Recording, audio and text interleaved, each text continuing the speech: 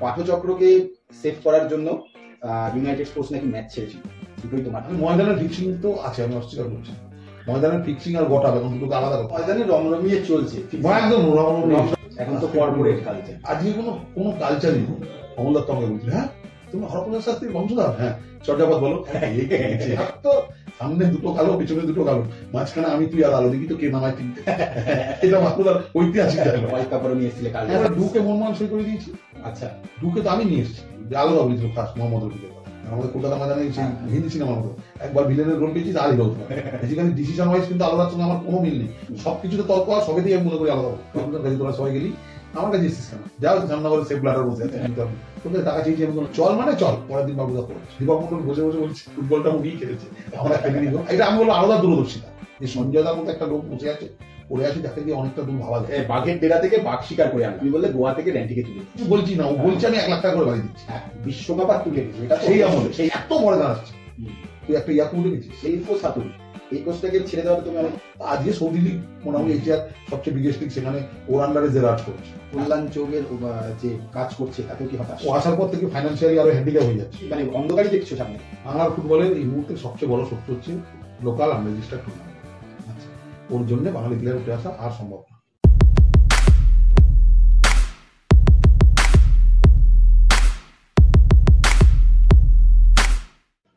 নমস্কার, প্যারালাল স্পোর্টসে আপনাদের স্বাগত। আপনাদের সঙ্গে আমি রয়েছি হীরা। প্যারালাল স্পোর্টসের বিশেষ সেগমেন্ট প্যারালাল আড্ডা। আর প্যারালাল আড্ডায় আজ একজন মানুষের সঙ্গে কথা বলবো, যে মানুষটা ফুটবল অন্তপ্রাণ। সকালে ঘুম থেকে উঠে ফুটবল, রাতে ঘুমাতে যাওয়ার পরও হয়তো ফুটবল নিয়ে সারাদিন ভাবেন। আর সেই ভাবনাটা একেবারে ছোটবেলা থেকেই হয়ে আসছে, এবং জেলা থেকে ফুটবলার তুলে আনার জন্য তাকে বিশ্বাস, তাকে ভরসা হয়তো কলকাতা ফুটবল ময়দানের সবাই করে। একেবারে বড় ক্লাব থেকে ছোট ছোট ইউথ, সব জায়গায় কিন্তু দাপটের সঙ্গে ফুটবলকে তুলে আনার চেষ্টা এবং ফুটবলের উন্নতি সাধনের চেষ্টা করছেন। সেই ব্যক্তি হচ্ছে শ্যামনগরের। আমার সঙ্গে রয়েছেন সিদ্ধার্থ ভট্টাচার্য। সিদ্ধার্থ ভট্টাচার্য বললে আপনারা হয়তো বুঝবেন না। আপনাদের সকলের বাংলার ফুটবলের নবাব ভট্টাচার্য। নমস্কার নবাবদা, জিজ্ঞাসা করবো প্রথমেই যে সিদ্ধার্থ ভট্টাচার্য থেকে কেন নবাব ভট্টাচার্য, এটা যদি শুরু করি আমি। না, সিদ্ধার্থ ভট্টাচার্য অ্যাকচুয়ালি আমার ভালো নাম।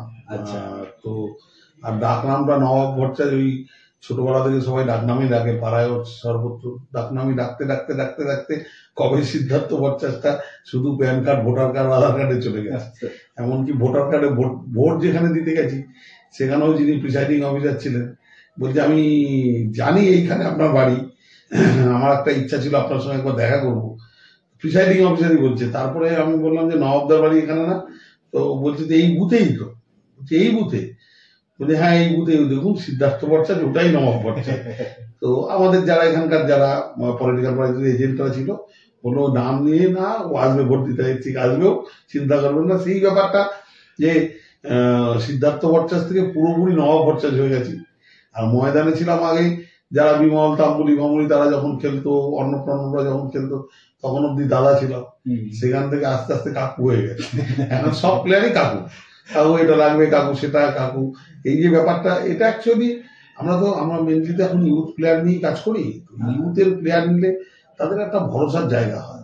তার সঙ্গে চুল আর দাড়িতেও কিন্তু সাদা হবে, সেটা তো অস্বীকার করা যাবে না, সেটা তো মেনেও নিতে হবে। বয়সের সঙ্গে সঙ্গে সেটাই ভালো, স্বাভাবিক। কিন্তু এদের সঙ্গে, এদের পরিবারের সঙ্গে, এদের বাবা মায়ের সঙ্গে, এদের সঙ্গে একটা অ্যাটাচমেন্ট আছে। আমাদের এখন 8 বছর বয়সে 8 বছর আন্ডার 10 টিমটা এত ভালো, আমি নিজে হিসাব করে দেখি যে ওদের সর্বোচ্চ ফর্মটা মনে আমি দেখে যেতে পারবো। অরিজিনালি খুব কোয়ালিটি বেশ একটা 30-40 জন ছেলে আছে, খুব কোয়ালিটি। এত একসঙ্গে এত কোয়ালিটি ছেলের মধ্যে আছে, কিন্তু তারপরে জানি কি হবে না হবে। আচ্ছা, আমাকে একটা কথা বলো, বাংলার ফুটবল তথা ভারতীয় ফুটবলে তুমি একটা বড় হাই রিচে গেছো। ইউনাইটেড স্পোর্টস বড় লেভেলে খেলেছে এবং বড় ইস্ট বেঙ্গল মোহনবাগান থেকে শুরু করে ভালো ফল করেছে একটা সময় আই লিগে।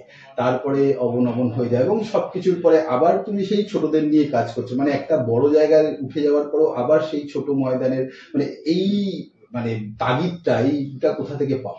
তাগিদ না, অ্যাকচুয়ালি ভালোবাসাটা তো ফুটবল ছাড়া বাঁচবো কি করে। সকালে উঠে মাঠে প্র্যাকটিস যাওয়া আমার দীর্ঘ 30 বছরের একটা ইয়ে। খেলতাম যখন, তখনও সকালে উঠে মাঠে চলে যেতাম, পড়াশোনা করতাম তখনও সকালে উঠে আগে মাঠে চলে যেতাম, এটা আমার বরাবরের অভ্যেস। হ্যাঁ, তারপরে আস্তে আস্তে কর্মকর্তা হয়ে গেলাম।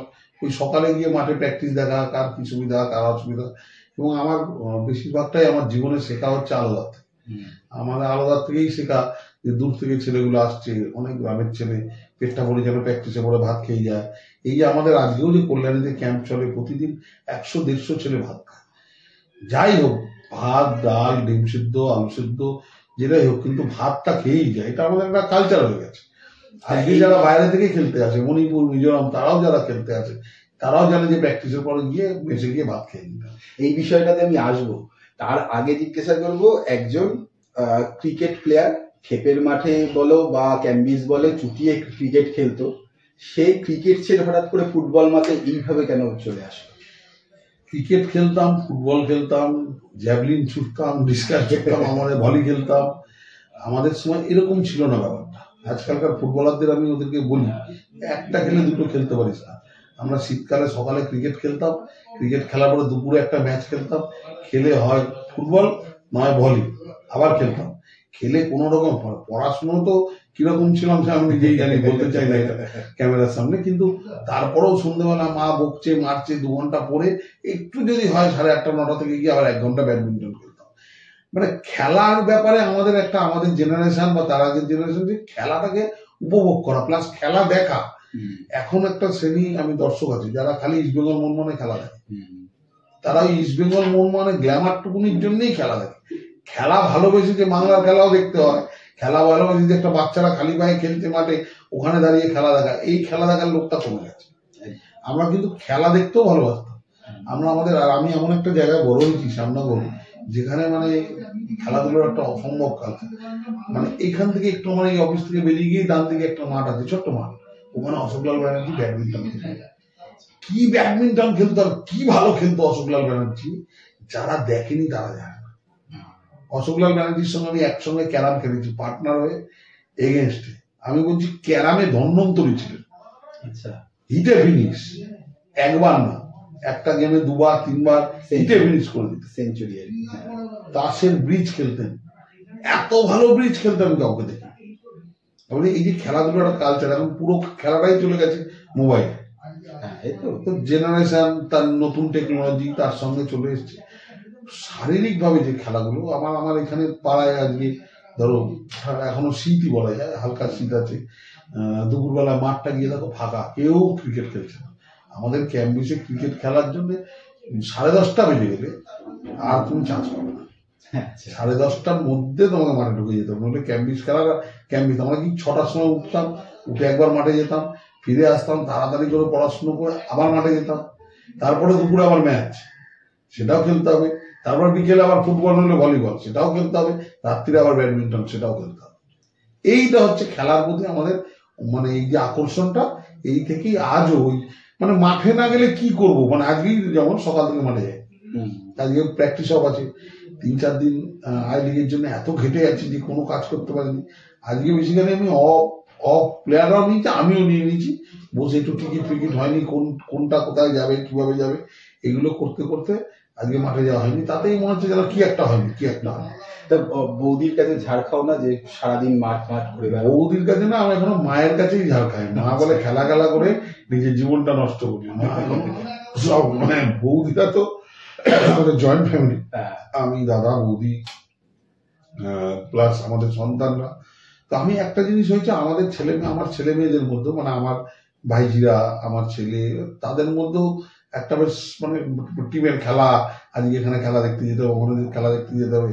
ছেলেও আবার খেলাধুলো ভালোবাসে, খেলতেও পারে, টুকটাক খেলে না তা না। তো এদের একটু খেলাধুলোর প্রতি ভালোবাসে। সন্ধ্যেবেলায় টিভি ঘুরে সিরিয়াল দেখবো ওই ব্যাপারটা নেই, খেলা দেখবো, সেটা লন টেনিস হোক, সেটা ক্রিকেট হোক, সেটা ফুটবল হোক।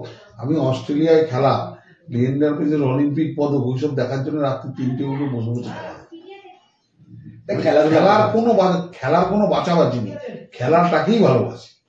সেখান থেকে ফুটবলের কর্মকর্তায় ট্রান্সফরমেশন কিভাবে হলো, ওই জার্নি মানে কিভাবে ঢুকলে, ফুটবল কর্মকর্তা কিভাবে হলে? এটা মানে ফুটবল কর্মকর্তা বলতে আমি কিছুই বুঝলাম না। আচ্ছা। সত্যি কথা বলতে দেবজিৎ ঘোষ, তারপর অমিত, এরা আমার বাল নম্বর, অমিত দত্ত, তো সব একসঙ্গে খেলতাম, আমাদের ছোটবেলার বন্ধু।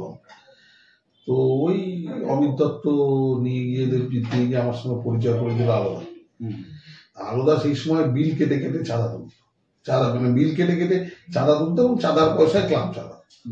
আমাকে একটা 25 পাতার বিল এনে দিয়েছিল অমিত দত্ত। ও ভাতির সঙ্গে খেলতো, দেবজিৎ ভাতির সঙ্গে। ইউনাইটেড স্পোর্টস এর কথা বলছো? তখন এবারে হ্যাঁ, তখন এবারে। আচ্ছা, ওরা তখন ভাতৃর সঙ্গে খেলে। আলাদা ভাতৃর সঙ্গ থেকে বেরিয়ে এসে অমিতের হাতে একটা 25 পাতার বিল দিয়েছে, এবারে 5th ডিভিশন। আচ্ছা। বললো 4th ডিভিশন। তখন বলেছে যে, আমাকে অমিত বললো, তুই তো, তখন আমি চাকরি করি, বলে তুই চাকরি করছিস? আমি তখন একটা শিপিং কোম্পানিতে চাকরি। আচ্ছা আচ্ছা। তো বললো যে একটা এরকম ইয়ে করে দিবি, একটা 25 পাতার বিল আছে, আমাদের একজন আছে, চিনিও না আমি কে, বলে আলাদা বলে একজন আছে, শুনেছি ওদের মুখে আলাদার কথা, ও তো নতুন ক্লাব নিয়েছে, এবারেরই চালাতে পারছে না, ওর সমস্যার মধ্যে কিছু টাকা চাঁদা তুলে দিবি। তো আমাদের তো চাঁদা ফাদা তোলা, রক্তদান, পাড়ায় এইসব সব আছেই। আমার জেলার ছেলেদের এগুলো একদম দুর্গা পুজো, কালী পুজো, যা মারামারি, ঝুট ঝামেলা সবাই আমি আছি, নেই বললে হবে না, চাকরি করেও আছি। তো বলার পরে আমি করলাম, আমার এখনো মনে আছে, গ্রেট ইন্ডিয়া কুরিয়ার সার্ভিস বলে একটা কুরিয়ার আমাদের ওখানে কাজ করতো। তো ওকে আমি 2000 টাকা চাঁদা কেটেছি একটা পাতায়, আর তাছাড়াও আরো টাকা কেটেছিলাম, 2000 টাকা চাঁদা কেটেছিলাম। তারপরে আমি যখন চাঁদার বইটা দিলাম, অমিতকে ফেরত দিয়ে যা টাকা উঠেছে দিয়ে অমিতকে দিয়ে দিলাম, বললাম দিয়ে দিস, ওই আলাদাকে তোরা পৌঁছে দিস, বলে হ্যাঁ ঠিক আছে। ও নিয়ে গিয়ে দিয়ে দিল। আলাদা এত দূরদর্শী ছিল, আলাদা পুরো বিলের কাউন্টার পার্টটা উল্টে উল্টে দেখেছি। দেখেছি একটাও চেনাশোনা নেই, কিন্তু বেশ কটা পাতায় 2000 টাকা, 500 টাকা, তখনকার 500 টাকা মানে আজকের 5000 টাকা। হ্যাঁ, তো সেই পরিমাণ চাঁদা একটা ছেলে কাটছে, এই ছেলেটাকে। তখন আলাদা ওদেরকে বললো যে আমার সঙ্গে ছেলেটার পরিচয় করে। এই তারপরে আলাদা আমাকে, আমার রক্তদান শিবির ছিল অনেক বছরের পুরনো, অমল দত্তকে গেস্ট করে দিল। আচ্ছা। তারপরে সেই ডার্বি, যে ডার্বিতে টিকিট পাওয়া যাচ্ছে, ডায়মন্ড কাটা, তাতে আলাদা আমাকে টিকিট পাঠানো। মানে কারোর কাছে টিকিট নেই, আমার কাছে 5টা টিকিট, যা পাড়ায় মাতব্বরি করতে গেলে যেগুলো লাগে আর কি। আমি নিজেই খেলা দেখতে গেলাম এবং আমি সেই ডার্বিতে বসার সিট পাই, দাঁড়িয়ে দেখেছিলাম পুরোটা। দাঁড়িয়ে মানে সোজা দাঁড়াতে পারছি না, পেছনের লোক আছে আর সামনের লোক বসে। প্রথম ডার্বি? না, ডার্বি তার আগেও দেখি। আচ্ছা, অনেক গেছি। আলাদার হাত ধরে ডার্বি, আলাদার ওই টিকিট দিয়ে ওই ডার্বি, সেই নাজিমুলের সঙ্গে আমি সেদিনকে এক জায়গায় গেছিলাম, নাজিমুলের ওই ভলিতে গোল। আমি নাজিমুলকে বললাম, নাজিমুল তোর উপরওয়ালা তোকে দেখেছি, অনেক ভলি ওরকম মেরেছিস, অনেক গোল করেছিস, অনেকগুলো বাইরে গেছে, কিন্তু সেদিনকে যে গোলে ঢুকেছিল ইতিহাসে তুই উঠে গেল। 1,20,000 দর্শক, 1,20,000 দর্শক। এবং তারপরে আস্তে আস্তে আস্তে আস্তে আলাদাই আমাকে ইনভলভ করে, আলাদার সঙ্গে পরিচয় হওয়ার পরে আমার এখানে ডিস্ট্রিক্ট ক্লাব, তখন শ্যামনগর তরুণ সংঘ, আলাদাই তরুণ সংঘের জন্য টুর্নামেন্ট দেওয়া। আমার তখন মাথায় ঢুকলো, তাহলে আমি একটা নতুন ডিস্ট্রিক্ট ক্লাব, আর তরুণ সংঘ কেন করতে যাবো, একটা এরকম মাথায় ঢুকলো। আলাদা কত দূরদর্শী লোক, আলাদা বুঝলো যে নতুন ক্লাবটা করলে ওর গাড়ি সবটা চলে আসবে, তরুণ সংঘটা প্রতিষ্ঠিত ক্লাব, ওখানেই তুই থাক। আমাকে বললো ওখানেই তুই থাক, তোকে নতুন করে কিছু করতে হবে। তরুণ সংঘের টুর্নামেন্ট দেওয়া, তরুণ সংঘের টিম তখন জয় টয়রা খেলে, তারপরে তো লাল কমল স্নেহাসি, তখন একদম ছোট খেলে, ওরা উঠে আসা শুরু করলো, ওরাও প্র্যাকটিস করে। তো এই মানে এই করতে করতে করতে করতে করতে করতে আমাকে আলাদাই কর্মকর্তা। আচ্ছা, জিজ্ঞাসা করবো, এইভাবে তো তুমি কর্মকর্তা হলে, এবং সেই সময় ফুটবলের টাকা, এখনো ফুটবলের আসল কথা হচ্ছে টাকা। আমি জানি যে সেই সময় ক্লাব চালাতে গিয়ে একটা সময় মায়ের গয়না পর্যন্ত তোমাকে বন্ধক রাখতে হয়েছে, কিভাবে সামলেছে? দেখো, মায়ের গয়না আমি বন্ধক রাখিনি, সেটা আলাদাই রেখেছি। আচ্ছা। কিন্তু ওই তার থেকে বড় কথা হচ্ছে ওই গয়না বন্ধক না, সেই সময় উৎপল গাঙ্গুলিকে আমরা প্রেসিডেন্ট করে, ওনার একটা সমর্থন ছিল, উনি অফিসার চয়েসকে আমাদের স্পন্সর করে দিয়েছিলেন, অফিসার চয়েস গেছেন। এবং তার থেকে বড়, আমাদের তখন ফুটবল সেক্রেটারি ছিল রতন সাহা, ভালো নাম সুভাষিস সাহা, যিনি ইস্টবেঙ্গল ক্লাব পরে হয়তো করেছে, শোভাবাজারের বাড়ি। ওর একটা হিউজ কন্ট্রিবিউশন, ও ক্লাবটাকে বড়, ও একটু ওর বুদ্ধি টুদ্ধি কম ছিল, একটু ম্যাচিউরিটি কম, কিন্তু মনটা বড় ভালো ছিল, টাকা নিয়ে চিন্তা করতে হতো। হ্যাঁ, টাকা এবং যতবার বিপদে পড়েছি, তারপরে আস্তে আস্তে আস্তে আস্তে আই লিগে উঠেছি, প্রচুর লোক তখন। তারপরে চিরাগ এসছে, তারপর চিরাগ চলে গেছে, প্রয়াগ এসছে, তখন প্রচুর লোক, টাকা থাকলে যাওয়া হয়, আশেপাশের লোকের লোকারণ্য। তারপরে আস্তে আস্তে যখন সব কোর্ট চলে গেল, তখন দেখছি আমি আলাদা, কুন্তল, কুণালদা, এরকম 4-5 জন 6জনই পড়ে আছি। আস্তে আস্তে সব লোক সরে গেল। যাই হোক, তারপরে আমিও সৌভাগ্যক্রমে আমার ব্যবসাটা আস্তে আস্তে, আমার ব্যবসাটাও একটুখানি বেটার হলো। আমরা আমাদের যেসব ছেলেরা আছে তাদেরকে আমরা এখানে দিয়ে দিলাম, ব্যবস্থা করে দিলাম। কিসের ব্যবসার মধ্যে? আমার হচ্ছে এগ্রিকালচারের ব্যবসা। মানে জৈব সার, তারপরে এইসবের আমরা সারা ওয়েস্ট বেঙ্গল, ছত্তিশগড়, আসাম সর্বত্রই করি। তো এইটা করতে করতে মানে সাপোর্টটা আমিও একটু বেশি দিতে পারলাম, একটু একটু করে। আজকের দিন অব্দি সেরকম ভাবে চলছে। তবে দুটোর মধ্যে হেভেন অ্যান্ড হেল ডিফারেন্স হয়ে গেছে। একটা ছিল সেই সময় ফুটবলের প্রতি প্রচুর মানুষের ইন্টারেস্ট ছিল, এখন তো কর্পোরেট কালচার। আজকে কোনো কালচারই নেই। আমি বলছি কারোর কোনো ইন্টারেস্ট নেই। কলকাতার ব্যবসাও সব বেদখল, বাঙালিরা করে না। আর ফুটবলের প্রতিও মানুষের ইন্টারেস্ট একদম কমতে কমতে কমতে কমতে তলানিতে। ইস্ট বেঙ্গল মোহনবাগান দিয়ে শুধু বিচার করলে হবে, ফুটবলের প্রতি ইন্টারেস্টটা মানুষের মানে আগে খবর রাখে না। আমি ভালো ভালো ইস্ট বেঙ্গল সাপোর্টারকে জানি, ম্যাচের পরে জিজ্ঞেস করলে বলতে পারে না কি রেজাল্ট হয়েছে, আগে নাম সব মুখস্থ থাকবে। আমি বড় বড় মোহনবাগান সাপোর্টার যারা রেগুলার ইয়ে করে, তাদের ডেকে আনলে হয়তো টানা 20টা প্লেয়ারের নাম বলতে পারে। আগে ডার্বি ম্যাচের আগের দিন মানে মাঠেই যেতে পারে না প্র্যাকটিস দেখার জন্য, যেটা আগে রীতি ছিল। হ্যাঁ, ডার্বির আগে যাওয়া, এই যে উন্মাদনাটা ছিল, উন্মাদনাটা অনেক অংশে কমে গেছে, অনেক অংশে। যদি বলা যায় যে সেটাই যদি অন্যান্য দেশে দেখা যায়, ইউরোপ থেকে আরম্ভ করে ইভেন ইন্দোনেশিয়া পর্যন্ত, আমার ধারণা ইন্দোনেশিয়াও কিছুদিনের মধ্যে একটা ওয়ার্ল্ড কাপ হয়তো কোয়ালিফাই করে যাবে। আচ্ছা, ফুটবলে ফিরছি। ফুটবলে ফেরার আগে একটা কথা বলে রাখি, সেটা হচ্ছে এই যে নবাব ভট্টাচার্যকে দেখছেন, পারিবারিক দিক থেকে নবাব ভট্টাচার্য মানে নবাব ভট্টাচার্যের যিনি ঠাকুরদা ছিলেন, তিনি কিন্তু একজন সুনামধন্য লোক ছিলেন। মানে সেই বাড়ির ছেলে ফুটবল এবং ব্যবসায় আসা, জানি না কিভাবে এসে, তুমি বলবে একটু যদি ঠাকুরদার নাম। এটা একটু আশ্চর্য ব্যাপার। আমার প্রপিতামহ হচ্ছেন হরপ্রসাদ শাস্ত্রী, তার যারা ছেলে ডক্টর বিনয়তোষ ভট্টাচার্য, তার ছেলের আমি ছেলে।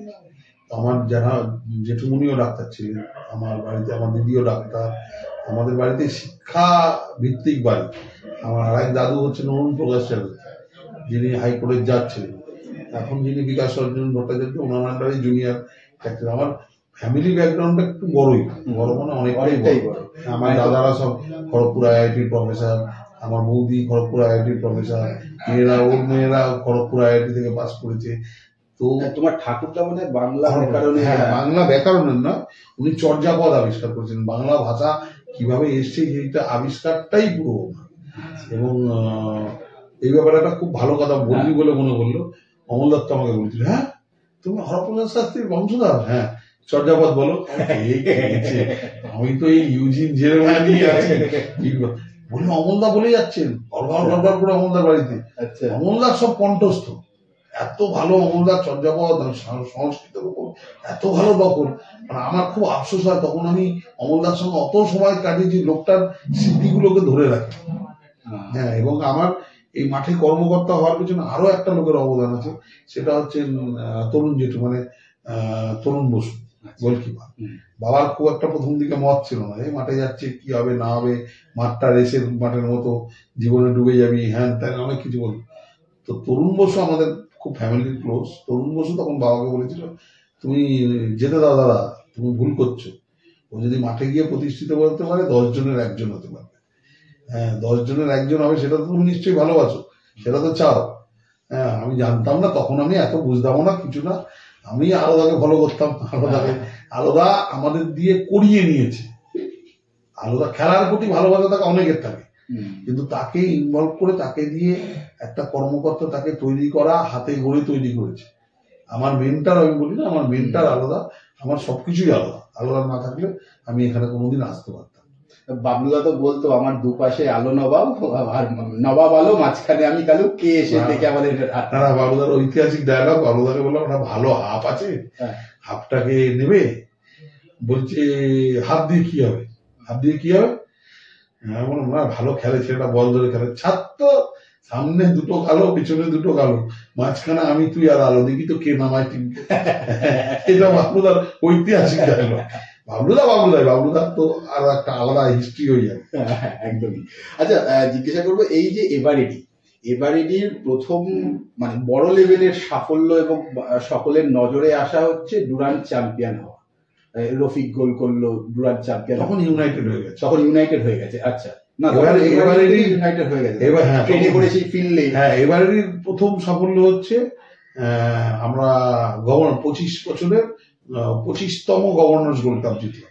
আচ্ছা, মোহনবাগানকে হলদিয়াতে হারালাম, ব্যারাটে ছিল ওদের তখন, ইয়ে ছিল শ্যামবাবু রাউত একটা স্ট্রাইকার ছিল, আর আমাদের সিল্টু ছিল, মানে সৌমেন মন্ডল বলেছিল, সুজিত ছিল, সুরজিৎ ছিল, অনুপম সরকার ছিল, তপন গিরি ছিল, ওয়াজিদ আলী ছিল, আমরা জেরে মায়া ছিল। আমরা মোহনবাগানকে হারিয়ে আমরা ইয়েতে উঠলাম। তখন কেউ না বিদেশ থেকে প্লেয়ার আনতে পারতাম না। আমি যোগাযোগ করে মাসে 15,000 টাকায়, মাসিক 15,000 টাকায় আমি জেরে মায়াকে কলকাতায় নিয়ে এসেছিলাম। আচ্ছা, হ্যাঁ, মানে এটা একটা, তখন সবাই মানে একটা ফরেন প্লেয়ার নিতে গেলে এজেন্ট ছিল, মানে ওই ফরেনার এজেন্ট গুলো, কেউ ডাইরেক্ট প্লেয়ার আনতে পারে না। আমি প্রথম, যে তখন তো ইমেল টিমেল এত চালু ছিল না, আমি এগুলোর সঙ্গে একটু ইউজ টু ছিলাম, তো আমি প্রথম বিদেশি প্লেয়ার নিজে নিয়ে আসি। সেইভাবে তুমি ওয়ার্ল্ড কাপেরও নিয়ে এসেছিলে কাল। হ্যাঁ, তারপরে ডুকে মোহনবাগান সই করে দিয়েছি। আচ্ছা, ডুকে তো আমি নিয়ে এসেছি, তাই ব্যাঙ্গালোরে আমি দেখলাম, দেখে ওখান থেকে তখন বলরাম দাস সেক্রেটারি, বলরাম দার সঙ্গে ফোনে কথা হলো, বলরাম দাকে বললো এই একটা স্টপার আছে নাকি ভালো, বললো হ্যাঁ। তারপরে তো আমি নিয়ে আসার পরে, এখানে আসার পর দেখছি আবার ওর এজেন্ট হয়ে গেল, তো বললো আমার কোনো অসুবিধা নেই। ডুকে পরবর্তীকালে ডুকে মোহনবাগান ছাড়ার পর আমি সইও করেছি, আমার টিমে খেলেছিল। অ্যাকচুয়ালি আই লিগ ছিল, আই লিগটা খুব মানুষের কাছাকাছি ছিল, যেটা আইএসএলটা মানুষের কাছাকাছি নেই, মানুষের থেকে অনেকটা দূরে। হ্যাঁ, হয়তো অনেক টাকা এসছে, অনেক কিছু এসছে, মাঠ ভালো হয়েছে, ইনফ্রাস্ট্রাকচার ভালো হয়েছে, ভালো স্টেডিয়ামে খেলা, পুরো খেলার মানটা পড়ে যাচ্ছে। হ্যাঁ, তারপরে লোকাল হিরোজ, মানে বাংলায় তো প্লেয়ারই নেই, 4-5টা প্লেয়ার, 6টা প্লেয়ার এরকম অবস্থা। আগামী দিনে তো কাউকেই দেখা যাচ্ছে না, আরো খারাপ। বাংলার ফুটবল নিয়ে আমি জিজ্ঞাসা করবো, তার আগে একটা কথা জিজ্ঞাসা করবো। আমি কেন, সবাই দেখেছে যে ইউনাইটেড স্পোর্টস বা তার আগে এবারেডি, সেই সব জায়গায় যে প্লেয়াররা খেলেছে, বাঙালি প্লেয়ার বলো বা বিদেশি যে প্লেয়ারই বলো খেলেছে, তারাই একটা সময় গিয়ে বড় ক্লাব খেলেছে এবং সুনামের সঙ্গে খেলেছে এবং নাম করা ফুটবলার হয়েছে। সেই লিস্ট কিন্তু অনন্ত, মানে প্রচুর ফুটবলার আছে এরকম। মানে তুমি তো স্কাউট করে তুলে আনতে, কি মানে তুমি কি করে বুঝতে যে এর মধ্যে তুমি তো কোচও না, কিছুই না, কিভাবে তুলে আনতে তাদের, মানে কি বুঝতে? আমি বলবো আমি নই আমরা। আচ্ছা, আমি একাই এর কৃতিত্ব নিতে পারি। আমাদের কাউকে একটা ছেলেকে আগে যেমন ছিল, যে আলাদা বলেছিল ফার্স্ট মোহাম্মদ রফিকের কথা, আচ্ছা, ওই যে টালিগঞ্জের ওই হাফটার সঙ্গে কথা বলিস তো, ও কে, আর ওই যে ছেলেটা কি নাম, বেশ নড়াচড়াটা ভালো, তো নড়াচড়া ভালো। তখন ওদের কোচ ছিল রঞ্জন চৌধুরী। আমি তখন আর আই লিগ খেলি, স্বাভাবিক টালিগঞ্জ থেকে একটা ছেলেকে যদি বলি যে খেলবি নাকি, আই লিগ খেলবো, তা আমি ওই যে পাশের ঘরে বসে আছে মানুষ, ওকে পাঠাই ওর বাড়িতে, ঘুম থেকে তুলে নিয়ে আসি, অফিসে যে দরজা দিয়ে ঢুকে এই গেটটার কাছে দাঁড়িয়ে আছে, আয় ভেতরে। আমি কিন্তু তরুণ সঙ্গে খেলবো না, আমি কিন্তু আমাদের কিন্তু নিজেদের ডিস্ট্রিক্ট টিম আছে। আচ্ছা, আমি পাগলা ভেতরে আয়, তোকে তরুণ সঙ্গে খেলতে হবে না, তুই ইউনাইটেড খেলবি, কি বলছো? হ্যাঁ, তুই ইউনাইটেড খেলবি, বলছি হ্যাঁ খেলবো, আয় বস। তো এটা আমি বলবো সমষ্টিগত সিস্টেম। এবং আমাদের আরো একটা ছেলে আছে বাবুন বলে একটা ছেলে আছে, যে ছোটবেলা থেকে বিভিন্ন জায়গা থেকে ঘুরে এই যে আজকে যারা সঞ্জীব মন্ডল, তারক হেমব্রম, বাসুদেব মান্ডি, সব কিন্তু ওর কালেকশন। আমার কাছে আসে প্র্যাকটিসে দেখার পরে, আমি হয়তো কখনো কিছু মনে হয়। আমি একটা ছোট্ট ঘটনা বলি, আমি এখানে একটা ফুটবল টুর্নামেন্ট করি, গত বছর করতে পারিনি ভোটের জন্য, এবছর আবার হবে। সে football tournament, Shyamnagar football festival. আমাদের একটা টিম এসছে খড়গপুর থেকে খেলতে, আমারই চেনাশোনা, খেলতে এসছে। একটা টপার দেখলাম বেশ ভালো, লম্বা চড়া আছে, হেড প্লেট গুলো খুব নিচ্ছে, বাঙালি, হ্যাঁ আদিবাসী। আচ্ছা, জিজ্ঞেস করলাম কি নাম রে, বলছে সুব্রত মোহন। বাহ, টপার তো ভালো। তারপরে বললাম ওদের যে ভদ্রলোক আছেন, ওকে বললাম যে দাদা সেটাকে আমার কাছে পাঠাও, ওদের প্র্যাকটিস করে দেখি। তখন করোনা আসছে যাচ্ছে, এরকম একটা এখানে প্র্যাকটিস হচ্ছে অন্নপূর্ণা মাঠে। আমার কোচ পার্থ সেন, আমরা এই আদিবাসীর সঙ্গে না কোন পজিশনে খেলতে পারিস, বলে সব পজিশনে খেলতে পারি। তারা গোলকিপার খেলে, গোলকিপার পারি না, বাকি সব পারি। স্ট্রাইকার পারিস? বলছে হ্যাঁ। কি মনে হলো পার্থ সেনকে দেখে বললো স্ট্রাইকার খেলা হতো। স্ট্রাইকার খেললো, আমি বসে বসে মাঠে খেলাই দেখি, এই আমার কাজ ওদের সাথে গল্প করা প্রতিদিন, এখনো তাই করি। স্ট্রাইক ফাইট গুলো এত লম্বা, এত স্পিড, কতটা ওরকম, হেডটা ভালো, সেটা তো খারাপ না স্ট্রাইকার হিসেবে। মুখে ডাকলাম, ডেকে বললাম তোকে একটা যদি কথা বলবো। হ্যাঁ স্যার বলুন। তুই এইখানে কোনোদিন জীবনে কাউকে জানতে দিবি না যে তুই স্টপার, তুই বলবি তুই স্ট্রাইকার। আমাদের কলকাতা ময়দানে সেই হিন্দি সিনেমার মতো একবার ভিলেনের রোল পেয়েছিস আর হিরো হতে পারে। বলার পরে ওকে স্ট্রাইকারে দিলাম, ওকে তুলে রেখেছিলাম পাটচক্র খেলার জন্য। 15ই আগস্ট স্টিভ এলো, স্টিভকে বললাম, বলো ওই ছেলেগুলো কোথায় কিসের প্র্যাকটিস করছে? বললাম ওরা একটা পাটচক্র প্রিমিয়ার বি, এখনো খেলা হবে কিনা হবে। সে বলছে শুধু প্রিমিয়ার হয়ে হয়েছিল, জয়দীপ সেক্রেটারি। তো বললো ঠিক আছে, ওদের প্র্যাকটিসটা আমি দেখতে চাই, ওদের সঙ্গে ম্যাচ খেতে। ম্যাচ ট্যাচ খেলেছে, আমি দুটো ছেলেকে তুলে দিয়েছিলাম, রানাঘাটের একটা স্ট্রাইকার আর একটা সুব্রত মুর্মু। আমি বলছিলাম আমার এটা রোমারিও রোনাল্ডো জুটি, দুজনেই কাঁপিয়ে দেবে। হ্যাঁ, আমার একটা ভরসা ছিল, আমি তখন ফেসবুকে লিখেছিলাম সামনে একটা স্টার আসছে। তো আমি তারপরে স্টিভ বলাতে আমি বললাম তুমি নেবে। এবার পার্থ বলছে তাহলে আমরা খেলা হলে কাকে নিয়ে খেলবো? ঠিক আছে দাও স্টিভ। তখন তো জানতাম না যে বি ডিভিশন হবে না বা আইএফএ করতে পারবে না। তো দিলাম সুব্রত মুর্মু প্র্যাকটিস, সুব্রত মুর্মু মহামারান ম্যাচ, তো বাড়তে এসছে একদম ছিল স্টপার, হয়ে গেল স্ট্রাইকার। সেখানে খেলে চাকরি পেয়ে ইন্টারেলে এবারও সন্তোষ ট্রফিতে গোল করেছি একদম। তো ব্যাপার হচ্ছে যে এগুলো হচ্ছে দীর্ঘদিন দেখতে দেখতে, মাঠের সঙ্গে থাকতে থাকতে, তুই রেকর্ডিং করিস, তুইও এমন কিছু জানিস যে এই সাউন্ডটা এখানে হচ্ছে, এটা আমার রেকর্ডিংটা খারাপ হয়ে যায়। সেরকম ছোট ছোট জিনিসগুলো মজ্জার মধ্যে ঢুকে যায়। আর তোমার এবং আলাদাকে মনে হয় মানে হেল্প তো বলবো না, মানে তোমার এবং আলাদার এই প্লেয়ার তুলে আনার ক্ষেত্রে মনে হয় আরেকজন যাকে না বললে হয় না, সে হচ্ছে অঞ্জুদা। হ্যাঁ অবশ্যই, অঞ্জুদাও তো দীর্ঘ, অঞ্জুদা তো মানে আমাকে এভারেটিতে নিয়ে গেল, এই জন্য এভারেটিতে তো অঞ্জুদাও নিয়ে গেল। তখন আলাদা অঞ্জুদাকে দিয়ে খবর পড়াতো, অঞ্জুদা বলতো তুই চল, অঞ্জুদা আমাদের পাড়ার লোক। আর আমাদের শ্যামনগরে একটা এভারেটির বেস আছে, বরাবরই ছিল ইউনাইটেডের। এখন যেমন শ্যামনগর ভিত্তিক হয়ে গেছে, কল্যাণী ভিত্তিক, তাছাড়াও একটা বেস ছিল। তারপরে টুকটুক টুকটুক করে চলতে চলতে চলতে চলতে আই লিগে সবচেয়ে কঠিন ছিল 2013, 14, 15, 13 আমরা রেলিগেট হয়ে গেলাম। আলাদা বললো যে না টিম নামাবো না। তখন আমাদের কাছে জগন্নাথ, রাজেন, এই ব্যাচটা, বাবুন, ভগত টগত পুরো রেডি। আমরা বললাম যে আলাদা এই টিম নিয়েই প্রিমিয়ার লিগ। তখন জসিমার ওরা খেলতো না, লাস্ট ইয়ারটা। ও আচ্ছা, লাস্ট ইয়ার আলাদা বললো না খেলবো না, এই টিম নিয়ে অনেক গোল খাবো, ক্লাবের বদনাম হয়ে যাবে। That was A wrong decision. Basically decision wise কিন্তু আলাদার সঙ্গে আমার কোনো মিল নেই, সবকিছুতে তর্ক হয়, সবেতেই আমি মনে করি আলাদা হোক, কিন্তু আমি আলাদার কথাও অমান্য করি। তো তারপরে আলাদা টিম দিতে বারণ করলো, দিলাম না, টিমটা নেমে গেল প্রিমিয়ার বিতে। আবার পরে কষ্ট করে তোলা হলো, তার মধ্যে পাটচক্র প্রিমিয়ার এতে উঠে এসেছিল সেই সময়।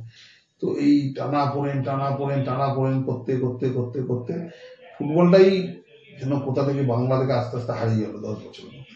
14 থেকে 24, 26, এই 12 বছরে ফুটবলটা কোথায় চলে গেল, মানুষের থেকে দূরে চলে গেল একদম। মানে আমি বলবো আইএসএল আসার পরে হয়তো। আচ্ছা, আরেকটা জিনিস বলবো, সেটা হচ্ছে বাবলুদার প্রসঙ্গে আসবো। তার আগে বলি সঞ্জয় সেন, মোহনবাগানকে আই লিগ দেওয়া, এখন বাংলা দলকে সন্তোষ চ্যাম্পিয়ন করা, সেই সঞ্জয় সেনের কোচিং জীবনের শুরুটাও তোমার ইউনাইটেড স্পোর্টস থেকে হয়েছে। আমি দেখতাম, কারণ আমি তোমার প্র্যাকটিসে রেগুলার যেতাম কভার করতে। বাবলুদা টিভি, সঞ্জয় দা হচ্ছে ঘুরে হচ্ছে, সেইখান থেকেই সঞ্জয় দার উত্থান আর কি। না, ব্যাপারটা হচ্ছে সেই সময় এআইএফএফ একটা নিয়ম করেছিল, এ লাইসেন্স কোচ আই লিগে মাস্ট। বাবলুদা তো কোচ, বাবলুদাই কোচিং করছে। তখন এ লাইসেন্স কাকে নেওয়া যায় আমরা তো আলোচনা করছি। এটাও আলাদা মাথা থাকে। আলাদা বললো একজন আছে, করবে কিনা আমি বুঝতে পারছি না, চল একবার ওর বাড়িতে যাই। কে? সঞ্জয় সেন, খুব ভালো। তো সঞ্জয়কে তো আমরাও চিনি, রেলের প্লেয়ার ছিল, ডাকাবুকো প্লেয়ার ছিল। হ্যাঁ, আলাদার তো বুদ্ধি, আলাদার বুদ্ধি হচ্ছে যে দেখ সঞ্জয় ইংরেজিটা খুব ভালো বলে, সাউথ পয়েন্টে পড়াশোনা করা ছেলে, তো বিদেশিগুলোকে তো ভালোই কন্ট্রোল করতে পারবে। কোনো এটা আমি বলবো আলাদা দূরদর্শিতা, যে সঞ্জয়দার মতো একটা লোক বসে আছে, পড়ে আছে, যাকে দিয়ে অনেকটা দূর ভাবা যায়। হ্যাঁ, তারপরে সঞ্জয় দাকে আমরা কোচ করে আনলাম, এবং আমি আর আলাদাই গেছিলাম সেই দুপুরে বাড়িতে, আচ্ছা, দিয়ে কথা বলা, সঞ্জয় দা রাজি হলো। তখন সঞ্জয় দা চাকরি করতো এখানে, কমপ্লিট করেই অফিস দৌড়াতো প্র্যাকটিসের পর, করে করে স্কুটার করে আসতো। সেসব দিন অন্যরকম ছিল। এখন তো সঞ্জয় দা অনেকটা অমল দত্ত, পিকে ব্যানার্জির পরে সুব্রত ভট্টাচার্য, সুভাষ ভৌমিকের পরে যদি সঞ্জয় আছে। তো আমরা সঞ্জয় দা আমাদের ক্লাবে দীর্ঘদিন ছিল, খুব আমরা বাইরে টিম ফিম নিয়ে যেতাম, আমাদের খুব ভালো কেটেছে ওই সময়টা, কি টিম হবে না হবে। হ্যাঁ, তারপরে এই পার্টি পলিটিক্স নিয়ে ঝগড়া, সঞ্জয় দা তৃণমূলের সাপোর্টার ছিল তখন থেকে। হ্যাঁ, বাবলুদা চুপ কর তুই, এই সে। কিন্তু বাবলুদার মনের মধ্যে একটা না জিনিস ছিল, আর বাবলুদার সঙ্গে কাজ করা খুব ডিফিকাল্ট। সেটা প্রথম বছরটা যে সঞ্জয় দা করতে পেরেছিল, এটাও একটা বড় ক্রেডিট বাবলুদার সঙ্গে কাজ করা। এবং সঞ্জয় দা তখন টিমটা ছিল বাবলুদা, সঞ্জয় দা, গার্সিয়া, অঞ্জুদা। এই গার্সিয়ার কথাটা একটু বললে যখন মানে বাংলার ফুটবল তথা ইন্ডিয়ান ফুটবলের ফিটনেসটা কিন্তু মানে সে ইস্ট বেঙ্গলে খেলুক, মোহনবাগানে খেলুক, যেখানেই খেলুক, রাত্রিবেলা গার্সিয়াকে ফোন আমার এখানে হ্যামস্ট্রিং এই হয়েছে, কি করবে।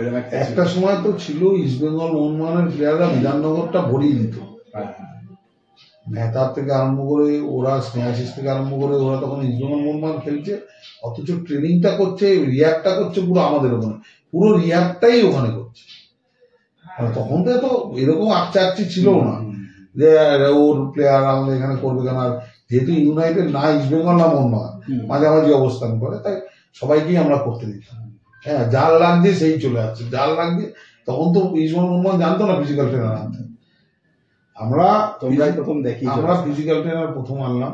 আমরা ফিজিক্যাল ট্রেনার প্রথম আনার পরে ফিজিক্যাল ট্রেনার এবং রিহ্যাব স্পেশালিস্ট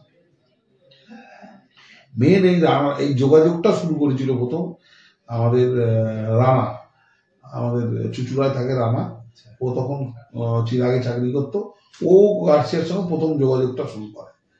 হ্যাঁ, তারপরে আমরা তার সঙ্গে যোগাযোগ করে আমরা আনি। এবং আজকে বেচারা দুর্ভাগ্য, গার্সিয়ার যে চার ছিল ওকে মাইনে তো দেয়নি, ট্যাক্সটা কেটে ও ট্যাক্সটা জমা করেনি, যার জন্য গার্সিয়া আজকে ভিসাই পেল না এই বছরটা। এখনো দেবে করছে। ওর তো গোকুল আমাকে চাইছিল, ও এসে জয়েন করতে পারলো না। কারণ তোমার যদি একটা ফুটবল টিম থাকে তাহলে একটা গার্সিয়া দরকার। আমার কাছে পয়সা নেই বলে, নইলে আমি স্টিভের সঙ্গে গার্সিয়াকে রেখে দিলে আমার কাজ নেই, তারপর চলে একদম এতটাই ভালো, সত্যি তাই। পাশাপাশি তোমার এখানে বাবলু ভট্টাচার্য একটা ক্যারেক্টার, মানে অ্যাংরি ইয়ং ম্যান বলো, ফুটবল খেলার কথা বলছি না, ফুটবল খেলার বাইরে বাবলুদার যে সমস্ত বাণী, আর তোমরা যেভাবে পিছনে লাগতে, বাবলু মানে পিছনে লাগতে মানে আর কি আড্ডা হতো, যেটা কি বলবে আর কি, সময়টা তো হেভি কাটবে। বাবলুদার তো পিছনে লাগার তো ব্যাপার নেই, বাবলুদার পিছনে কে লাগবে? বাবলুদা প্র্যাকটিসের পরে খালি গায়ে চেয়ারে বসে আর দুটো চেয়ারে পা তুলে দেবে, আর ওইদিকে উকি মারবে, কোনো প্লেয়ার আমার সঙ্গে এসে কথা বলছে বললে আমার এদিকে তুই মনে কি করছিস। বাবলুদা এরকমই। বাবলুদা মোহনবাগানকে আমরা হারালাম, বাবলুদার ওখানে তোরাই তো ছিল, হ্যাঁ, সল্টলেকে মোহনবাগানকে হারানোর পরে আই লিগে ম্যাচটায় দেবাশিসদার গাড়িতে ইট পড়লো। বাবলুদা বেরোনোর সময় বাবলুদার কাছে তোরা সবাই গেলি, আমার কাছে এসছিস কেন? যা হয়তো শ্যামনগরের সেফ ব্লাডার বসে আছে, এই নাম দিয়ে দিল, একটা উপাধি দিয়ে দিল শ্যামনগরের সেফ ব্লাডার। আর আমার মনে আছে বাবলুদাকে যখন আমরা সেকেন্ড ডিভিশন আই লিগ খেলি, তো তখন কেউ বলেছিল যে আপনি কি এবারে কোচিং করাবেন নাকি? তখন এবারে বলে কোথা থেকে তালতলা বেলতলা তোরাও পারিস। তো এটা একটা বাবলুদার কালচার। প্রথমবার শুনে তো দুঃখ হতে পারে, বাবলুদার কালচার। আবার যেদিন এলকো চলে গেল, আমরা টাকার জন্য 2014 সালে এলকোকে আর রাখতে পারলাম না, কাকে দিয়ে কোচিংটা হবে, কোচিংটা করবে? শ্যামনগরের বসে আড্ডা মারছিল, আমি গেলাম। হ্যাঁ, কি হয়েছে বল? ফার্স্ট কোথায় এরকম কি হয়েছে, কি করতে এসছে বলো? হ্যাঁ, মনে হয় কথা আছে। হ্যাঁ বল। আমার এরকম ব্যাপার, টাকা পয়সার জন্য কোচ চলে গেছে, তো টাকা পয়সা নেই, টিমটা এখনো রেলিগেশনের বাইরে বেরোয়নি, তো কি করা যায়? কি করার আছে বল? করার কি আছে? খেলতে হবে, যেতে হবে। আমি এই তো অবস্থা, টাকা তো কিছু দিতে হবে না। তোদের টাকা চেয়েছি আমি কোনোদিন? টাকাটাই বড় হলো, তোরা এত কষ্ট করে ক্লাব চালাস, চল। বাবলুদা তখন ফাঁকা ছিল, চল মানে চল। পরের দিন বাবলুদা করছে হেড কোচ বাবলুদা। হ্যাঁ, বাবলুদা যা হয়, প্রেস মিডিয়া সবার অ্যাট্রাকশন তো সেই সময় সেরকমই ছিল। আমি কিন্তু আরো অনেকের কাছে গেছিলাম, নামটা বলছি না, তারা প্রখ্যাত কোচ। তারা প্রত্যেকে বলেছেন না টাকা ছাড়া আমি কোচিং করতে পারবো না, এবং তারা ঠিকই ছিলেন প্রফেশনাল হিসেবে। আমি বলবো যে তারা ঠিকই ছিলেন, টাকা ছাড়া কোচিং করেন, তারা বিদগ্ধ কোচ। বাবলুদা মন থেকে মানে চল দেখায় বাবলুদার সব ব্যাপারটাই এরকম, কিছু প্ল্যান বা কিছু তা না, ওনার চল মানে চল। পরের দিন এলো, আমার এখনো মনে আছে পরের দিন যেখানে বাবলুদা যাচ্ছে পুরো প্রায় 30-35 জন রিপোর্টার ক্যামেরা, দীপক মন্ডল বসে বসে বলছে ফুটবলটা উনিই খেলেছে, আমরা খেলিনি গো। দীপক তখন আমার ক্যাপ্টেন ছিল। তো এটাই বাবলুদা। তারপরে গিয়ে দাঁড়িয়ে গেল, দাঁড়িয়ে গিয়ে টিমটাকেও সেভ করলো। তারপরে আমাদের যে ওইখান থেকে আই লিগ থেকে মানে একটা অজুহাত দেখিয়ে ক্লাব লাইসেন্সিং মানে অজুহাত দেখিয়ে নামিয়ে দিল। আলটিমেট সবচেয়ে বড় ক্ষতিটা অল ইন্ডিয়া ফুটবল ফেডারেশন হলো। আজকে আর অল ইন্ডিয়া ফুটবল ফেডারেশনকে কেউ দর্তব্যের মধ্যে একদমই। পাশাপাশি এবার একটা বিষয় জিজ্ঞাসা করবো, সেটা হচ্ছে তুমি প্লেয়ার রিক্রুটের কথা বললাম, আমার মনে আছে সেই সময় প্রয়াগ তোমাদের ইনভেস্টার স্পন্সর আর কি, তখন দুর্দান্ত টিম করছো এবং যেহেতু তখন ইনভেস্টার রয়েছে, ভালো টাকা রয়েছে এবং তুমি মানে পেনিট্রেটও করছো যে ভালো ভালো ফুটবলার তুলে আনা। আমার মনে আছে সেই সময় র্যান্টি মার্টিন্স প্রায় 8 বছর ধরে গোয়ায় দাপিয়ে খেলছে এবং হাইয়েস্ট স্কোরার। ডেম্পো বারবার চ্যাম্পিয়ন হচ্ছে। আমি নবাব ভট্টাচার্যকে ফোন করে বললাম, নবাব দা কোনো খবর আছে? রোজই ফোন করে বলতাম কিছু খবর থাকলে দাও। সেদিন তুমি আমাকে একটা ডায়লগ দিয়েছিলে ফোনে যে বাঘের ডেরা থেকে বাঘ শিকার করে আনলাম। বললাম কি মানে কি, কিছুই বুঝতে পারছি না। তুমি বললে গোয়া থেকে র্যান্টিকে তুলে নিয়েছি। হ্যাঁ, সেও একটা ঘটনা। আমি আর কৃষ্ণেন্দু রায় গেছিলাম, গিয়ে সেই সময় ওই যারা স্পন্সর ছিল তারা প্রচুর ইয়ে করেছিল। তারা দেখেছিল ফুটবল একটা আলাদা মজা, এত লোক, আর ভালো টিম করলে মেইন তো মনমান ইস্টবেঙ্গলের সাথে খেলা যায়, মনমান ইস্টবেঙ্গলকে হারানো যায়, মনমান ইস্টবেঙ্গলের সঙ্গে ড্র করা যায়, মনমান ইস্টবেঙ্গলকে হারা যায়। মানুষের ইস্টবেঙ্গলকে হারিয়ে আমরা আইএফএ সিরিজ জিতেছি। এই যে একটা ইয়ে লেগে গেল যে আমাকে ভালো টিম করতে হবে, সেই ব্যাপারটা ওনার মধ্যে এসেছিল। প্লাস ওনাদের কাছে একটা সোর্স অফ ফান্ড ছিল সেই সময়, যার জন্য বলেছিলেন ভালো করে টিম করো, স্কাই ইজ দ্য লিমিট। এবং আমরা ভালো করে টিমই করেছিলাম। কিভাবে তুললে র্যান্টিকে? আমার মনে হয় কারণ আমার মনে আছে র্যান্টি মনে হয় বলেছিল যে আমি কলকাতায় কোনোদিন খেলতে আসবো না, এরকম একটা বলে গেছিল, কারণ ওই দর্শক বা এই সমস্ত কিছু একটা হয়েছিল। আমি মানে আজকে বললে লজ্জা লাগবে, র্যান্টিকে আমি বলেছিলাম যে র্যান্টি সেদিনকে আমার সঙ্গে কথা বলে দিয়েছিল, ও বসে খেলা দেখছিল গোয়াতে। আমি বললাম র্যান্টি তুমি প্রায় ইউনাইটেড খেলবে? র্যান্টি খুব তাচ্ছিল্যের সাথে হোয়াট নেম হোয়াট প্রায় এরকম করছে। আমি বললে খেলবে? বললাম, ও বলছে ও তো কিছু বলছে না। আমি বললাম আমি বললাম যে 50 টাকা। Which team you are talking of? 51 টাকা। No, you tell me which team is this? This is Prayag united from Calcutta. 52 টাকা। No, I don't understand. You want to play for your club? 53 টাকা। আমি ওকে কিছু বলছি না, ও বলছে আমি 1 লাখ টাকা করে বাড়িয়ে দিচ্ছি। ও কথা বলছে আমি 1 লাখ টাকা, কোনো এজেন্ট ফেজেন্ট লাগবে না, খেলবে তো পয়সার জন্য। ঠিক আছে। হ্যাঁ, তো তারপরে বলছে are you serious about it? আমি 56 টাকা। হ্যাঁ, I want to meet you 57 টাকা। What do you want? আমি বললাম আমার একটা মৌখিক কনফার্মেশন চাই, তুমি আমাদের এখানে খেলবে। 58 টাকা। হ্যাঁ, মানে ও না পুরো স্টান, যেইভাবে কেউ টাকার অফার দিতে পারে। হ্যাঁ, এবং র্যান্টি বললাম আমি তোমার সঙ্গে ইমিডিয়েট বসতে চাই। আমার চলো 60 টাকা। কবে বসবো? হ্যাঁ, বললো যে তাহলে তুমি গোয়া চলেছো। ওকে 62 ডান, আমি আসছি। মানে এবার 2 লাখ করে বাড়ানো শুরু করে দিলাম। ও তো পাগলা হয়ে গেছে শুনে, যেরকম হতে পারে কোনোদিন। তারপরে আমি আর বান্টুদা গেলাম কৃষ্ণেন্দুরা, গিয়ে ওর বাড়িতে ওর ফ্যামিলির সঙ্গে কথা বললাম। তার থেকেও বড় সইটা ছিল চার্চিলের ঘরে ঢুকে গৌরমাঙ্গি সিংকে সই করি আমার। আচ্ছা, তখন চার্চিলে কেউ ভয়ে ঢুকতে পারতো না। মানে বলো কি হয়েছিল? গৌরমাঙ্গিকে বলতে পারবো না, এখন তখন একটা প্লেয়ার ছিল, যে প্লেয়ারটাই আমাকে নিয়ে গেছিল। আমি তো ইস্টবেঙ্গল মনে কর্মকর্তা না, আমাকে বিশাল কিছু লোকজন চেনে বা কিছু না। চার্চিলের বাড়িতে উপরে আমি দেখতে পাচ্ছি যে চার্চিলের ছেলে গাড়ি নিয়ে বেরোচ্ছে, ও সামনে বসে আছে, আমিও ভেতরে ঢুকে গেছি নর্মাল। আর আমি তো বিশাল দামি গাড়ি বাড়ি করে যাইনি, আমি একটা অল্টো করে গেছিলাম, অল্টোটা দূরে রেখে দিয়েছিলাম। গেলাম, মাঙ্গিকে বললাম, মাঙ্গি রাজি তুই খেলবি? বলে হ্যাঁ খেলবো। আমি বললাম এই টাকা এরকম ভাবে দেবো, চলো ঠিক আছে। চলো ঠিক আছে, এখানে তাহলে কিছু দিচ্ছি না, সই হচ্ছে না, তুই কালকে বাদে পরশু মোহনবাগানে খেলতে যাচ্ছিস, কলকাতায় খেলতে। মাঙ্গির সঙ্গে ফাইনাল করে মাঙ্গি। তো আমি যেভাবে র্যান্টিকে বা মাঙ্গিকে সই করেছি, তার থেকেও বড় সই ছিল কার্লোস হার্নান্দেজ। হ্যাঁ, বিশ্বকাপ আর তুলে দিয়েছিল, এটা তো সেই আমলে মানে তারপরেও বিশ্বকাপ দলের 30 জনের দলে চান্স পেয়েছিল। তখন অস্ট্রেলিয়ান একটা প্লেয়ার এখানে খেলতো, টোলগে সুপারস্টার ছিল। এবারে ও এখানে খেলতো। আমি তখন কার্লোসকে যখন এনেছি, কার্লোস তার আগে আবার 3 দিনের জন্য একবার দেখতে এসেছিল ইন্ডিয়াটা কেমন। ও তো চিনতই না কে টোলগে। ও পরপর 3টে বছর ছিল মেলবোর্ন ভিক্টরিতে প্লেয়ার অফ দ্য লিগ, পরপর 3 বছর। আমি একটা অন্য প্লেয়ারকে টার্গেট করেছিলাম, অস্ট্রেলিয়ান ন্যাশনাল টিমের স্ট্রাইকারটা, রন্টির সঙ্গে জুড়ি বাঁধা। আমার এই নেশা ছিল একটা বিদেশি প্লেয়ার। আমি দেখছি ও যা গোল করছে বলটা কে দিচ্ছে, খুঁজতে খুঁজতে দেখি পুরো বল দিচ্ছে কার্লোস হার্নান্দেজ। সে অস্ট্রেলিয়ান না, কোস্টারিকান। তারপরে এখানে আমাদের একটা ছেলে ছিল, ও বিশ্বকাপে গেছিল ভলেন্টিয়ার হয়ে, নামটা ভুলে যাচ্ছি। ওই আমাকে কার্লোস হার্নান্দেজের নম্বরটা জোগাড় করে দেয়। আচ্ছা, তখনকার দিনে ভলেন্টিয়ার হয়ে বিশ্বকাপে তো অনেকে যেতে পারে। আমাদের কলকাতা থেকে একটা ছেলে গেছিল, কি নামটা ভুলে যাচ্ছি, ওই প্রথম যোগাযোগটা করি দেয়। আচ্ছা, তারপরে আমি ওর সঙ্গে একটা রাত্রিরে আমি দার্জিলিং মেলে ফিরছিলাম, সারা রাত মোবাইলে কথা বলতে বলতে। তখন তো হোয়াটসঅ্যাপ ছিল না, মেসেঞ্জার ছিল না, ফোন করেই কথা বলতে, আইএসডি করে কথা বলতে বলতে বলতে বলতে কার্লোসকে আমি, কার্লোস স্যান্টি একসাথে খেলার পরে বাকি যা হয়েছে সেটা আবার বলি, সেটা ইতিহাস। সত্যি ইতিহাস। ওই খেলার মান আর পেছনে ওই হাফ আর কোমর আসি, বাপরে বাপ। নিচে মনে হয় বেলো রাজা ছিল, নিচে বেলো রাজা। আর বেলোকে নিয়েছিলাম কি, বেলোকে নিয়েছিলাম সবচেয়ে কম পয়সায় তখন, যে আমাদের টিমটা তো আছে, ওই আগের স্পন্সর চিরাগ ছেড়ে চলে যাচ্ছে, একটা ফরেনার ফাইনাল করে রাখি, বিভাগের রানা নেমে গেল, আমরা গিয়ে বেলোকে সই করে দিলাম। আর সেই বেলোই মোহনবাগানের হয়ে হেড করে আই লিগ। অনেক ইতিহাস, সেসব অনেক ইতিহাস।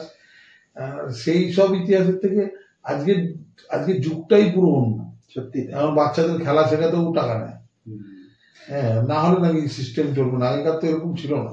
আচ্ছা, আমাকে একটা কথা বলো, আমরা শুনেছি আর কি, দল বদলে ইস্ট বেঙ্গল মোহনবাগানের বহু ইতিহাস আছে, বহু মানে প্লেয়ার তুলে নিয়ে যাওয়া, প্লেয়ার হাইজ্যাক করা, অপহরণ করা পর্যন্ত এরকম হয়েছে। তুমি নিশ্চয়ই এইসবের মধ্যেও ছিলে এবং অনেক কিছু দেখেছো, অনেক কিছু জানো। কি হারিনি? আচ্ছা, কোনোদিন হারিনি। বেশিরভাগ ঝামেলা ইস্ট বেঙ্গলের সঙ্গে হয়েছে। আমাদের শঙ্কর রাওকে, গৌরাঙ্গ দত্তকে তুলে নিয়ে গিয়ে সই করে দিল ওরা বাবুদার কাছে। তো সেসব যুগে ছিল, বাবুদার কাছে সই করে দিল, আমাকে ফোন করে জানিয়ে দিল যে তোমার প্লেয়ারগুলো আমরা নিচ্ছি, আমরা নিতে পারবো, সই করাতে পারবো, নিতে পারবে না, নিয়ে এত সোজা না। তো ফাইনালি আমার টিমই খেলেছে ওরা। সময়ের সঙ্গে সঙ্গে আমার এগ্রিমেন্ট ছিল, তখন এইসব হতো দল বদল নিয়ে। আজকের দিনে তো এসব সমস্যা কিছু নেই, পয়সা যার প্লেয়ার তার, বরাবরই তাই। If you have a stable finance, you have a good football team. If you love football, তুমি যদি ফুটবল ভালোবাসো, টাকা থাকলে টিম করা কোনো সমস্যা না। যে টাকাতে এরা এই টিম করছে, এর অর্ধেক টাকাতে এই টিম করা যায়। যাই না, আজকের দিনে হয়তো একটু কঠিনই হয়ে যাবে, কেননা টাকা দিচ্ছে কিন্তু প্লেয়ার যাচাই করছে না। আর একটু প্লেয়ার যাচাই করে, ফরেনার, বিশেষ করে ফরেনার, আমি এখনো মনে করি with all successful foreigners playing in ISL, সবাইকে ধরেই বলছি, আফ্রিকান ফরেনার যদি আমাদের এখানে নিয়ে আসে টপ কোয়ালিটি, প্রাইসও কম হয়, খেলা ভালোর থেকে বড় কথা তাদের সাফল্যের হার বেশি হবে। এত ফরেনার আসছে, তুই একটা ইয়াকুবু দেখেছিস? এত ফরেনার আসছে। তুই একটা বেলোরাজার দেখেছিস? এত ফরেনার আসছে।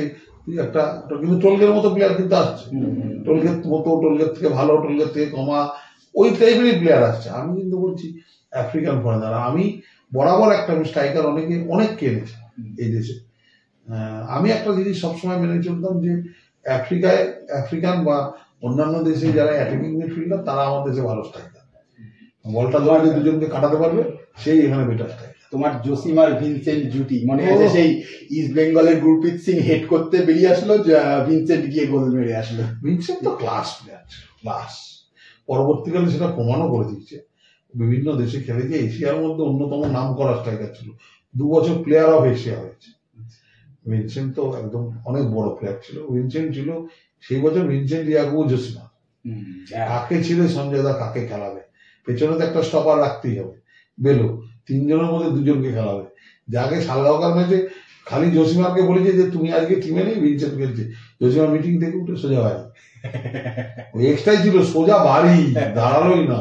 2-3 দিন কারোর ফোনই ধরছে না। আমি শুনেছি তোমাদের থেকে জসিমার একটু পাগলা টাইপের ছিল। কিন্তু ওইটাই বলছি যে মানে ওরকম ছিল, সিস্টেমটা ওরকম ছিল। তারপর আইএসএল এত ফরেনার এত কিছু খেলিয়ে, এবং এআইএফও দীর্ঘদিন ধরে চেষ্টা করছিল যেন নর্থ ইস্টের ছেলেরা মানে নর্থ ইস্ট থেকে বেশি অপরচুনিটি পায়, ফোকাসটাও দিকে ছিল। তা সব মিলিয়ে ফলাফলটা হলো যে ফুটবল প্লেয়িং স্টেটগুলো একদম মরে গেল, বেঙ্গল, কেরালা, গোয়া এরা মরে গেল। আচ্ছা, তোমাদের মানে তোমার এই কেরিয়ারে আমার যতদূর মনে হয়, হয়তো তুমিও এটা একমত হবে, যে যত কোচ এনেছো সব থেকে মানে শিক্ষিত বলবো না, মানে তুমিও হয়তো মানবে যে এলকো সাতুরি, এই কোচটাকে ছেড়ে দেওয়াটা তুমি অনেক এলকো সাতুরি এখন যে জায়গায় যে পর্যায়ে চলে গেছে, তাকে তুমি এখানে নিয়ে এসেছিলে, খাইয়েছিলে, পরে আবার ইস্ট বেঙ্গলেও কোচিং করেছিলে। আমি যত কোচের সঙ্গে কাজ করেছি, ভারতীয়দের মধ্যে অমল দত্ত আর বিদেশিদের মধ্যে এলকো সাটুরি সবচেয়ে বড় কাজ। এলকো সাটুরি আমাদের থেকে মাইল সাহেব, কয়েক হাজার মাইল এগিয়েছিল, বলে লাভ নেই। আমি তার ইন্টারভিউ নিয়েছিলাম, আমি তাকে এনেও ছিলাম, এবং এখানে আসার পরে ফিরে যাওয়ার পরে আবার সে ইস্টবেঙ্গলে কোচ হয়েছিল। ইস্টবেঙ্গল সে বছর রানার্স হয়েছিল। আমার ধারণা ইস্টবেঙ্গল থেকে ও চলে গেছিল ওদের ক্লাবের ভেতরে আভ্যন্তরীণ কিছু সমস্যা থেকে, নইলে ওই কোচটা ছাড়া উচিত হয়। আমাকে এখানে বসে কার্লোস হার্নান্দেজ বলে গেছিল, তোমার তো পয়সা করির যদি কোনো সমস্যা হয় এই কোচটাকে ছাড়বে না, বলে ভুল করে ইন্ডিয়ায় কোচিং করতে এসছে। এটা কার্লোস হার্নান্দেজ, যার সঙ্গে তার সবচেয়ে বেশি ঝামেলা ছিল, সবচেয়ে ঝামেলা ছিল। কার্লোস আমাকে এখানে বসে বলে গেছিল এই কোচটা অনেক উপরের লেভেলের কোচ, এই কোচটা এই ইন্ডিয়ান ফুটবলের লেভেলের কোচ না, এই should at least be in J league. জে লিগেও যদি টপ কোচ হতো, আজকে সৌদি লিগ মোটামুটি এশিয়ার সবচেয়ে বিগেস্ট লিগ, সেখানে ওর আন্ডারে জেরার্ড কোচ। তো সেটা যেদিনকে বলে গেছিল, আজকে সেটাই সত্যি সত্যি। হ্যাঁ, এবং বড় কোচ ছিল, সেটা নিয়ে কোনো সন্দেহ নেই। পরে একটা কোচ এনেছিলাম, সে ইউথ ডেভেলপমেন্টে খুব ভালো কোচ ছিল, এবং সে খুব বড় প্লেয়ার ছিল, রেমকো বোয়ের। রেমকো ছিল ওই সময় তোমার মানে ডাচ লিগে গুলিত বাস্তানের টাইমে রেমকো ছিল পরপর 3 বার হাইয়েস্ট স্কোরার। আচ্ছা, খুব বড় প্লেয়ার। 60 বছর 62 বছর 65 বছর বয়সে এখানে যা মানে প্র্যাকটিসে যা খেলতো বা যা শুটিং করতো, আমি বলছি তখনকার দিনে আমার তারপরেই শুয়ের এলো, শুয়ের টুয়েরদের বসে ওই খেলে দিত, খেলালে কেউ বসাতে পারত না। যেরকম হেড ছিল 65 বছর বয়সে, তেমনি শুটিং, মারতো দূর থেকে। সেই শেখাটাই অন্যরকম, তো কোয়ালিটিটা মানে খুব ভালো প্লেয়ার ছিল, ইউথ ডেভেলপমেন্টের খুব ভালো কোচ। সামহাও উনি এখানে রেজাল্ট দিতে পারেন। কলকাতা ময়দানে এটা একটা আছে যে বহু বড় প্লেয়ারও এসছে, কিন্তু তারা এখানে ঠিক করতে পারেনি, বা আবার বাইরে গিয়ে ভালো খেলেছে, এটা হয়। নবাবদা জিজ্ঞাসা করবো, এত মানে এটা তো একটা নেশার মতো যে একটা বড় টিম করব, ভালো দল করব, সেরকম ভাবে সাফল্য দেখেছো, করেছো, এবং সবাইকে তাক লাগিয়েও দিয়েছো। এখন আইএসএল কর্পোরেট সব ঠিক আছে, মনে ইচ্ছে হয় আইএসএল এ ঢুকবো, টিম করব, আবার সেই ইস্ট বেঙ্গল মোহনবাগানকে বিট করব। আমার মনে হয় জিনিসটা খুব একটা কঠিন না। আমার সবসময় দেখেই মনে হয় যে এরা যেটা করছে, এরা যেভাবে করছে সেইভাবে মানে এরা আননেসেসারি জিনিসটাকে অনেক গুলিয়ে করছে। হয় না যে গভর্নমেন্টের অফিসে একটা প্রিন্টার খারাপ হয়েছে, তোর অফিসে একটা প্রিন্টার খারাপ হয়েছে, তোর একটা প্রিন্টার খারাপ হয়েছে, তুই বলবি সঙ্গে সঙ্গে মালিক পরের দিন একটা প্রিন্টার কিনে পাঠিয়ে দেবে, কাজটা যাতে হেল্ডার না হয়। আর গভর্নমেন্টের অফিসের একটা প্রিন্টার খারাপ হয়েছে, অফিসারকে জানাবে, অফিসার 2 দিন ছুটিতে আছে, সে আসবে, সে দেখবে, দেখার পরে তার অর্থ দপ্তরকে খবর দেবে, তার টেন্ডার হবে, সেই টেন্ডার 2 মাস কিন্তু প্রিন্টারের কাজই হচ্ছে না, প্রিন্টারের লোকটা 2 মাস ধরে দুটোর মধ্যে বাড়ি চলে যাচ্ছে, কিন্তু সরকারি অফিসের সিস্টেম মেনে কাজ হবে। আমার মনে হয় এইটা করতে গিয়ে এরা জিনিসটাকে অনর্থক অনেক বেশি জটিল করে দিচ্ছে। আমরা সেই সময়ও করতাম, আমাদের ইউথ টিম ছিল, সেই সময় আমাদের পাটচক্র 3rd division 4th division 5th division খেলতো, ইউথ ছেলেগুলো খেলতো, আমাদের স্বল্প আয় ছিল, প্লেয়ারের যোগান প্রচুর ছিল বাংলায়, তা আমাদের কিন্তু হয়ে যেত। এরা কিন্তু কিছুই করে না। আমি বলছি সব নামে match day operation, match day organisation, সব বিভিন্ন নামে আগের জিনিসগুলোকে সাজিয়েছে, আগের থেকে একটু পরিষ্কার পরিচ্ছন্ন করেছে। পরেটা কি আছে, তো একটাই ঠিক, ইউথ বলতে তো কিছু না। ইউথ কম্পিটিশনের সময় কাউকে দিয়ে দিল, ভাই তুই গিয়ে কর। কালকেও তোমরা হারালে, সে হারালাম, ওই তো ইয়েকে হারালাম আমরা, জামশেদপুরের কাছে 5 গোল খেয়েছি। এখন বললে হেরে গেছে বলে বলছে, জামশেদপুরের 5টা ছেলে আছে যারা 17 বছর বয়স হতেই পারে না, হলে কান কেটে দেবো আমার। তো অত বড় টিমের, অত বড় একটা আইএসএল টিম, অত বড় টিমে তাকেও বয়স বাড়িয়েই খেলাতে হয়। এই দেশের ফুটবলের কিছু হওয়া তো সম্ভব না। তো এরা করে বেসিক্যালি একটাই টিম, উড়িষ্যা FC একটাই টিম করে, শুধু সিনিয়র টিমটা। তার পেছনে এত খরচা, এত মাইনে। আমার 5 তারা হোটেলে আসলে ভালো খেলবে কোনো মানে আছে না। আমি ভালো ফ্ল্যাট নিয়ে তো রাখতে পারি। আমার তো কার্লোস হার্নান্দেজ এই যে তোর বাইপাসের দ্বারা ফ্ল্যাটটা, হ্যাঁ ওইখানে থাকতো, ফ্ল্যাটে থাকতো। রন্টি মার্টিন তো ফ্ল্যাটে থাকতো। তারপরেও তো বছরে 26টা গোল করেছিল, 30টা গোল করেছিল। 30টা গোল করার জন্য 5 স্টার হোটেল রাখতে হবে। তোর টাকা আছে, তুই কিভাবে খরচা করবি তোর। আচ্ছা আমাকে বলো, আইএসএল আসার পরে মানে আমরা 97-96 র্যাঙ্কিং এ পৌঁছেছিলাম, এখন আমরা মানে ইন্ডিয়া আর কি, ইন্ডিয়ান ফুটবল টিম 126। তাহলে লাভটা কি হলো ভারতীয়? কিছু লাভ হয়। 10 বছর ধরে আইএসএল চলার পরও ফুটবলের কিছু লাভ হয়। ফুটবলের কিছু লাভ হবেও না, কারণ ফুটবলের মাথায় বসে থাকে পলিটিশিয়ানরা। তারা ফুটবলের, আমি আমার এই স্বল্প জীবনে যত লোকের সঙ্গে পরিচয় হয়েছে, আমি হয়তো 100টা লোকের সঙ্গে পরিচয় হলে 2 থেকে 3টে লোক পেয়েছি যারা ফুটবলের ডেভেলপমেন্টটা নিয়ে চিন্তা করে। বাকিরা কেউ ফুটবলের ডেভেলপ, কেউ চেয়ার ভালোবাসে, কেউ ক্লাব ভালোবাসে, কেউ অ্যাসোসিয়েশন ভালোবাসে, কেউ নিজের নাম বাড়ানোর জন্য মাথায় আছে, কেউ টাকা দিয়ে চেয়ার চায়, কেউ প্রেসিডেন্ট হতে চায়, কেউ সেক্রেটারি হতে চায়। প্রত্যেকেই ভিন্ন ভিন্ন বাজনা। কেউ আসে যে আমার কোনো কেস আটকে গেছে, ময়দানের সোর্সে যদি কেসটা কাটিয়ে নেওয়া যায়। কিন্তু ফুটবল ভালোবেসেছে, ফুটবলটার জন্য আমাকে কিছু করতে হবে। কি করে 4টে ছেলে তুলে আনা যায়, কি করে ইউথটা স্ট্রং করা যায়, সারা দেশের ইউথটাকে কি করে, সারা দেশে কম 50 লক্ষ ছেলে খেলে ফুটবল খেলে। 50 লক্ষ ছেলের মধ্যে 50টা ফুটবলার পাওয়া যায় না। সত্যি তাই। বাঁচবে কে? বাঁচার লোকটাই নেই তো, পুরো সিস্টেমটাই বড়দে ভর্তি। যারা আছে তারা চাকরি করে, তারা জানে আজকে তুই চাকরি করছিস, তুই একটা বললি, একটা প্ল্যান করলি যে 2025 সালের মধ্যে, 2026 সালের মধ্যে এটা আমাদের টার্গেট করতে হবে। তুই চাকরি ছেড়ে চলে গেলি, নতুন প্রেসিডেন্ট এলো, নতুন চাকরি দিল, সে বললো 2046 সাল দিয়ে দিল টার্গেট। তারপরে কেউ আসবে, সে বলবে 2086 সাল। তো আলটিমেটলি কেউ, সবাই জানে আমি কেউ কিছু করবো না। আমরা আমাদের পোস্ট গুলোকে এনজয় করবো। আমি একটা ছোট্ট কথা বলি, একটা এআইএফএফ এর একটা জেনারেল সেক্রেটারির মাইনে 5 লাখ ছিল, 4.5 লাখ 5 লাখ, 4.5 লাখ 5 লাখ। তার আগে ছিল 1.5 লাখ, 1.5 লাখ থেকে লাভ দিয়ে হলো 4.5 লাখ। 4.5 লাখের পরে যখন সেই সেক্রেটারি চলে গেল, পরের সেক্রেটারির মাইনে হলো 10 লাখ। ইন্ডিয়া এই 5 বছরের মধ্যে 1.5 লাখের মাইনেটা 10 লাখে চলে গেল। ইন্ডিয়া কি জিতলো? কিছু জিতলো না। তাহলে আমরা কোনো না কোনো স্টেটকে থেকে সেক্রেটারি এনে তাকে পাইয়ে দেওয়ার চেষ্টা করছি। কোনো সেক্রেটারি বলছে না যে আমার টাকা লাগবে না। আমাদের আইএফএ সেক্রেটারিরা বলে আমার টাকা লাগবে না। একদমই। আমি ফুটবলটাকে ভালোবাসি, ফুটবলের জন্য কিছু করতে চাই, আইএফএর জন্য কিছু করতে চাই, বাংলা ফুটবলের আমি মাইনে নেওয়ার জন্য এখানে আছি। আচ্ছা, তুমি কি কল্যাণ চৌবের যে কাজ করছে তাতেও কি হতাশ? আশা অনেক ছিল, এখন যা দেখছি, মানে কল্যাণ আমাদের এক্স প্লেয়ার, আমাদের টিমে ছিল। আমার কল্যাণের উপর সত্যি কথা একটা ফুটবলার মাথায় এসছে আমার ধারণা ছিল। তবে ফুটবলার বলেই হয়তো ফুটবলার বা প্লেয়াররা প্রশাসনটা কতটা বোঝে, হ্যাঁ, কারণ সেটাই এখন আমার চিন্তার ব্যাপার, বোঝা যাচ্ছে না। ওর চেষ্টা করছে কিন্তু তার কোনো ফলাফল দেখতে পাচ্ছি না। চেষ্টা করছে কিন্তু চেষ্টার ফলাফল দেখতে পাচ্ছি না। প্লাস ও আসার পর থেকে ফাইন্যান্সিয়ালি আরো হ্যান্ডিক্যাপ হয়ে যাচ্ছে। আমি যে কোনো জায়গায় জানি, যে কোনো জায়গায় নিয়ম হচ্ছে, when you are financially handicapped, তোমার যখন রেভিনিউ কমছে, তুমি সবার আগে স্যালারি কমাবে। একটা লোককে দিয়ে দুটো লোকের কাজ করাবে। তুমি 5 লাখ টাকায় যেটা মাইনে দিচ্ছ মাসে, সেটাকে চেষ্টা করবে যে 3 লাখ টাকায় যোগ্য লোকের ভারতবর্ষ অভাব নেই। মাইনে আমি দেখছি ওদের সবচেয়ে বেশি ব্যয় হচ্ছে ট্রাভেলিং। এআইএফএফ এর সবচেয়ে বেশি খাতে ব্যয় হচ্ছে ট্রাভেলিং, কোর্টের যুদ্ধ, আইনি যুদ্ধ, আর স্যালারি। আর ডেভেলপমেন্ট পার্টির সবচেয়ে কম খরচা।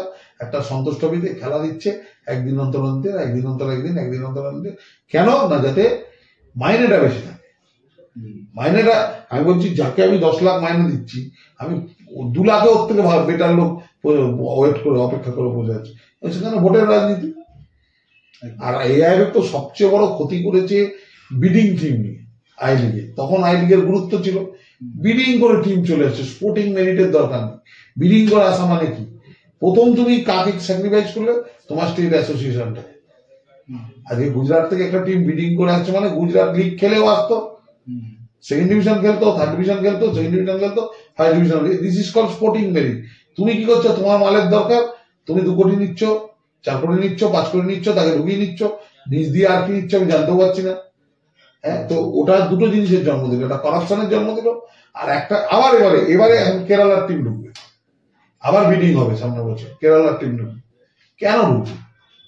তাহলে কেন সেকেন্ড ডিভিশন, থার্ড ডিভিশনে এই ক্লাবগুলো নিজেদের পয়সা খরচা করে খেলছে? বন্ধ করে দেবে। তুমি শুধু বিডিং এই টিম না, যার পয়সা আছে খেলবে, যার পয়সা নেই খেলবে না। তো বিডিং করে টিম নেওয়াতে আই লিগটা 12টা বাজলো। এটা শুরু করেছে আগের ম্যানেজমেন্ট। আই লিগটা বাড়ানোর ওদের দরকার ছিল টাকা, আমি কিছু চালাতে পারছি না, অতএব আমার কাছে আমি কিছু আনার চেষ্টাও করছি না, চেষ্টা করলেও আনতে পারছি না, অতএব আমার কাছে যা আছে সেটাকে বেচে বুচে দিয়ে এইগুলো কারা করে, মানে কোন বংশধর করে? জমিদারের বংশধর, অযোগ্য বংশধর, যা জমি ছিল বেচে বুচে সংসার চালিয়ে খেয়ে দিয়ে মরে গেল। তো এইরকম হচ্ছে এআইএফএফ এর বছরের পর বছর প্রশাসনটা চলছে এবং এইভাবে শেষ করছে, করাপশন ঢুকছে। আমি আবার বলছি যে তুমি ওপর দিয়ে কি নিচ্ছ, নিচ দিয়ে কি নিচ্ছ, আমরা তো জানতে পারছি না। আমরা উপরেরটাই জানতে পারছি, আমরা কেন নিচ্ছি। আমরা একটা টিম নিলাম আই লিগে, কি না আমরা মেন সিটি থেকে নেবো না, কলকাতা থেকে নেবো না। তার মানে কি কলকাতা থেকে কেউ করতে পারে, তার জায়গাটা বন্ধ করে দেবো, ছোট সিটি থেকে নিয়ে আসলাম। কোথা থেকে নিলাম? কাশি থেকে। কি নাম? ইন্টার কাশি। খেলছে কোথায়? কলকাতা। তো এটা কি, এগুলো হচ্ছে সব করাপশন। এই করাপশন যত থাকবে, আমি ইন্টার কাশি এগেনস্টে নই। ইন্টার কাশি ফুটবলে ইনভেস্ট করছে, ভালো মাইনে দিচ্ছে, ভালোভাবে টিম চালাচ্ছে, অল প্রেস টু দেম। তারা যা করছে যথেষ্ট করছে। কতদিন করবে? ভালোবাসা উঠলো বলে 2 বছর চ্যাম্পিয়ন হতে পারবে না, আইএসএল পৌঁছতে পারবে না, ভালোবাসা উঠে যাবে, দরজা বন্ধ। এইভাবেই সব কটা টিম দরজা বন্ধ করেছে অনেক club, because of the wrong policies of AIFF. AIFF কখনো ঠিক করে চলার চেষ্টাই করায়নি কেউ, না চালানোর চেষ্টা করেছে। আমরা একেবারে শেষের দিকে চলে এসেছি, একটু এবার বাংলার ফুটবল নিয়ে কথা বলবো। বাংলার ফুটবল মানেই বেশ কিছু বছর ধরে বলা হচ্ছে ইস্ট বেঙ্গল মোহনবাগানে বাঙালি ছেলেপিলে নেই, বাঙালি ছেলেরা খেলছে না, এরকম কথা বলা হয়। সদ্য বাংলা সন্তোষ ট্রফি আবার জিতলো, একটা নতুন আশা। কি দেখছো বাংলার ফুটবল? কারণ তুমি বাংলার ফুটবলার তুলে আনার কাজটা খুব ভালোভাবে করছো বা বহু বছর ধরে, কোথায় বলদ আছে বা কি মনে হচ্ছে? বাংলার ফুটবলের এই মুহূর্তে সবচেয়ে বড় শত্রু হচ্ছে লোকাল আনরেজিস্টার্ড টুর্নামেন্ট। আচ্ছা, ওর জন্য বাঙালি প্লেয়ার উঠে আসা আর সম্ভব না। আর এইগুলো বেশিরভাগ হচ্ছে এমপি কাপ, এমএলএ কাপ বা বিভিন্ন টুর্নামেন্ট যেগুলো হচ্ছে সেগুলো রাজনৈতিক প্রভাবশালী ব্যক্তিত্বরা করছেন, বড়রা খুব একটা করছেন না। নিচের দিকে যারা, তারাই অর্গানাইজার, তাদের একটা রোজগারের মাধ্যম এই টুর্নামেন্ট। টুর্নামেন্টের বাজেট 4 লাখ টাকা, 3 লাখ টাকা, উঠছে 4 লাখ টাকা। তো সেখান থেকে একটা ব্যাপার হয়ে যাচ্ছে যে টুর্নামেন্ট বেড়েই যাচ্ছে, প্রতিদিন টুর্নামেন্ট বেড়ে যাচ্ছে।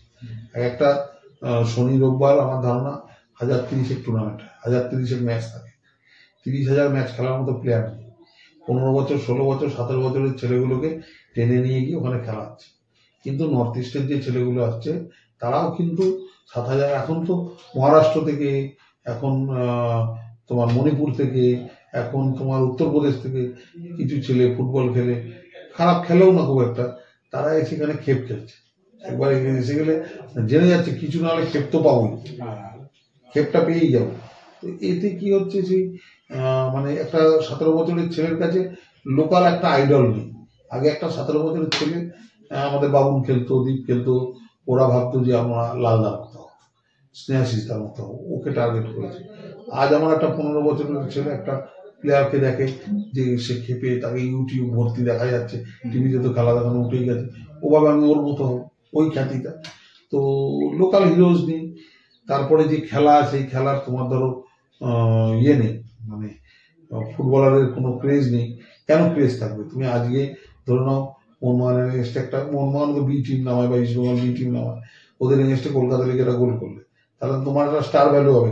কোনো খবরের কাগজে সেই খবরটাই দেয় না, কোনো খবরের কাগজ দেয় না। কলকাতা লিগ জৌলু সারিয়ে ফেলেছে, যার ছোট টিমগুলো মনে করতো ইস্ট বেঙ্গল মোহনবাগানের এগেনস্টে খেলবে এবং সেই ম্যাচটায় গোল করলে বা ভালো খেললে সামনে ফোকাস পাবো, প্রেস কভার করে না।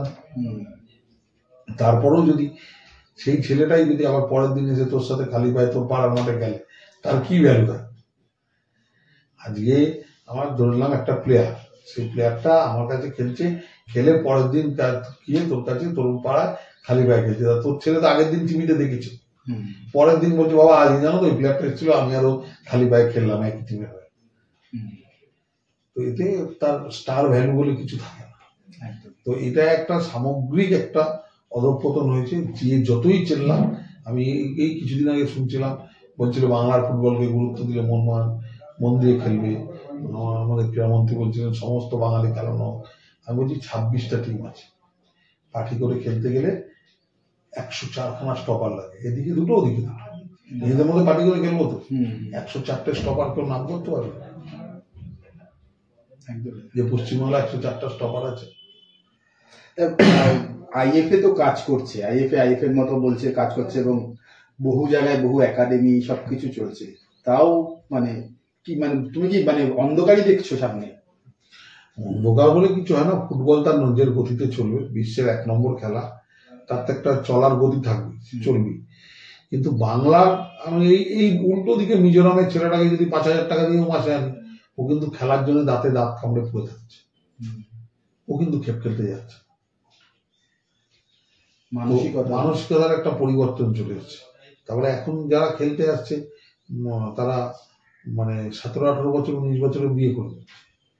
19 বছরে বিয়ে করে তুই বলবি আমার সংসারে অভাব আছে, তার দায়িত্ব কে নিতে পারবে? 19 বছরে বিয়ে হয়ে যাচ্ছে, 20 বছরে দুটো বাচ্চা হয়ে যাচ্ছে। তো এই নিয়ে ফুটবল তো খেলার ইউথের খেলা। তো সেই জায়গায় একটা সামাজিক একটা পরিবর্তন আছে। আর খেলাটার দিক থেকে সবচেয়ে দুঃখের কথা যে মধ্যবিত্ত বাঙালি একদম মুখটা ঘুরিয়ে দিয়েছে, কেউ খেলে না। আর ওই যে বললাম খেলাও চালায় এমন লোকেরা, তারা বাধ্য করে যাতে কেউ না খেলে। কেন খেলবে না? আমার ছেলে, সবারটা বাদ দিলাম, আমার ছেলে ফুটবল খেলতো হয়ে গেল, 16 বছর বয়স, খেলতো। তার 2009 ডেট অফ বার্থ। আমি তো আমার ছেলের বয়স বাড়াইনি, 1 সেকেন্ডের জন্য বাড়াইনি। TW3 টেস্ট হলো, সেই টেস্টে বাদ, তার ওভার গ্রোথ। আচ্ছা, ওভার গ্রোথ হলে একটা প্লেয়ার খেলার জন্য বাদ হবে। লোকে গ্রোথ প্লেয়ার খোঁজে, এখানে ওভার গ্রোথ প্লেয়ার হলে খেললো না, মন খারাপ, আর প্র্যাকটিসে যাবো না, যা হয় বাবাকে বললো না, বাবার সামনে থেকে লুকিয়ে লুকিয়ে চলে যাবে। আচ্ছা, তারপরে এখন আন্ডার-16 আই লিগ চলছে, অনূর্ধ্ব 17, মানে 16 বছর। আমি সেদিনকে এভাবে একজনকে বলছিলাম, ওরা এখন মাধ্যমিক, এই সময় লিগ চলছে, কতগুলো ছেলে মাধ্যমিক দিল না কেন? কাকু আমাদের 2008 যেটু, আমরা তো তাহলে সামনে বছর খেলতে পারবো না, আমি মাধ্যমিক দেবো না। কত বড় ক্ষতি হয়ে গেল ওদের জীবনে, সত্যি। All because of this bogus people. এরা যারা লিগ চালাচ্ছে মাধ্যমিকের সময় আন্ডার-16 আন্ডার-17 লিগ চালাচ্ছে। আমি বললাম তোমার এআইএফ একাডেমি আছে, তার কতজন মাধ্যমিক দিচ্ছে না, ডাটা দাও।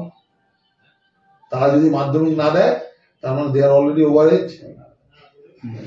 হ্যাঁ, তা বয়স বাড়িয়ে তোমার একাডেমিতে চান্স পেয়েছে, তার জন্য মাধ্যমিক দেওয়ার দরকার পড়ছে না। And at the same time দেশের সর্ববৃহৎ একাডেমি, তুমি খালি খেলার সময় খেলিয়ে দিচ্ছ, তার এডুকেশন বা তার ফিউচার গ্রোথ কি হবে সেই সম্বন্ধে তোমার কোনো নজর নেই। তো কত ক্রিটিসাইজ করবো, কত বলবো, আমি যা প্রশ্ন করবো কেউ উত্তর দিতে পারবে না। অল ইন্ডিয়া ফুটবল ফেডারেশনে তোরা তো প্রশ্নগুলো করিস না, তোরা অনেক ক্ষেত্রেই সেই প্রশ্নগুলো রাখিস না। এটা কেন হলো, কি করে হলো, সেই কথাটা তো বলতে হবে। আপনি কাশিকে অ্যাফিলিয়েশন দিয়েছিলেন ছোট শহর থেকে খেলবে বলে, সে এলো, সে চলে এলো কল্যাণীতে খেলতে, খেলেই যাচ্ছে। তাহলে কাশির ফুটবল, আমার একটা বিরাট টিম, বিরাট একাডেমি, মধ্যপ্রদেশের একাডেমি, দারুণ জিং ফুটবল একাডেমি, বিরাট নেই তাদের ব্যবস্থাপনা, হিউজ ইনভেস্টমেন্ট, ট্রায়াল করছে বেঙ্গল। তো তুমি তো ভাই তোমার স্টেটের ফুটবল ডেভেলপ করবে কি করে? তোমাকে তো ফুটবলার তুলে আনতে হবে। এবার বেঙ্গল জানে না বেঙ্গলের কত প্লেয়ার বাইরে খেলে, কে কোন একাডেমিতে আছে, কোনো ডাটা আছে? কোনো সেন্ট্রালি ডাটা দিতে পারবে? কেউ দিতে পারবে না। এইভাবেই চলছে। তুই বলি না যে সামনে কি দেখছো, শুধুই অন্ধকার, আমি তো কিছুই দেখছি না, অন্ধকারটাও দেখা যাচ্ছে না। আচ্ছা, একেবারে শেষ করবো একটা কন্ট্রোভার্সিয়াল প্রশ্ন দিয়ে, উত্তর দিতেও পারো, এগিয়েও যেতে পারো। সেটা হচ্ছে কিছুদিন আগে ময়দানে মানে গুঞ্জন এটা যে পাঠচক্রকে সেভ করার জন্য ইউনাইটেড স্পোর্টস নাকি ম্যাচ ছেড়েছিল, দুটোই তোমার টিম। এটা কি কতটা সত্যি কতটা মিথ্যে তুমি ক্লিয়ার করো। না, ভুল কথা। তারপরে ইউনাইটেড আরো দুটো ম্যাচ হেরেছিল, বিএসএস এর কাছেও হেরেছিল। তার মেন কারণ ছিল, আমি বলি, ইউনাইটেড চ্যাম্পিয়নশিপ রাউন্ডে যেতে চায়নি, যে চ্যাম্পিয়নশিপ রাউন্ড এখনো চলছে, যেতে চাইনি। তারও একটা কারণ আছে, কারণ যে আমরা যদি চ্যাম্পিয়নশিপ রাউন্ডে চলে যাই, হ্যাঁ, আমরা পয়সার যোগান দিতে পারবো না। এক্সট্রা 3 মাস খেললে আমরা আর পয়সার যোগান দিতে পারবো না। কেন পারবো না? আমাদের কাছে সেই অর্থ নেই। আর আমি যদি চ্যাম্পিয়নশিপ রাউন্ডে যাই, যে পয়েন্ট নিয়ে যাব, আর ওপরের দিকে যে টিমগুলো আছে, ওপরের দিকে প্রথম কথা সবাই প্রভাবশালী টিম, আমি একমাত্র অভাবশালী টিম। তা ওপরে গিয়ে আমি 19 পয়েন্ট নিয়ে গেলাম, ও 34 পয়েন্ট নিয়ে পৌঁছালো, 5টা ম্যাচ থাকবে, বাপের জন্য ছুটতে পারবো না। তাহলে আমি ওখান থেকে গিয়ে চ্যাম্পিয়নশিপ রাউন্ডের জন্য আমার দেখা যাবে এক্সট্রা আরো 15 লাখ টাকা খরচা করছে, সেই 15 লাখ টাকা আমার নেই। আর তারপরের কথা হচ্ছে, যদি আমি ওখানে খেলি, ওখানে খেলে আমি পাবো না। পাওয়া মানে হচ্ছে, আমি যদি ইস্টবেঙ্গল মোহনবাগানের পরে মোহামেডানের পরে চান্স পাই, তাহলে আমি পাবো 3rd ডিভিশন আই লিগ, যেখানে কিনা আমি অলরেডি 2nd ডিভিশন আই লিগে কোয়ালিফাই। তাহলে আমি এইটুকুনি পাওয়ার জন্য আমি এক্সট্রা 20 লাখ টাকা কেন খরচা করবো? সুতরাং আমরা আমাদের প্লেয়ার ছাড়তে শুরু করি, যে ভাই চলে যাও, যার যার যাওয়ার আছে। এবং বিএসএস ম্যাচটা যে বৃষ্টির মধ্যে হয়েছিল, সেই ম্যাচটা কমপ্লিট হয় না, কিন্তু সেদিনকে রাত্রে আমাদের প্লেয়ারদের সব ফিরে যাওয়ার টিকিট ছিল। আমরা রেফারির কাছে প্রোটেস্ট করতেই পারতাম, তার জায়গায় আমরা চেয়েছিলাম খেলাটা হোক, খেলাটা শেষ হয়ে যায়। বুঝতে পেরেছি। এমনিতে তো ময়দানে তো মানে এই ফিক্সিং ব্যাপারটা তো আছেই, মানে এটা তো আমি ময়দানের ফিক্সিং তো আছে, আমি অস্বীকার করছি না। ময়দানের ফিক্সিং আর গটাপ এখন দুটোকে আলাদা করতে হবে। গটাপটা হচ্ছে অফিসিয়ালদের রিকোয়েস্টের উপর আগেও ছিল ময়দানে, ও আমাকে একটা পয়েন্ট দিলে গুরু আমার টিমটা বেঁচে যায়, এ ব্যাপারটা ছিল, এটা আমি অস্বীকার করছি না একবার। আর ফিক্সিং হচ্ছে আলাদা।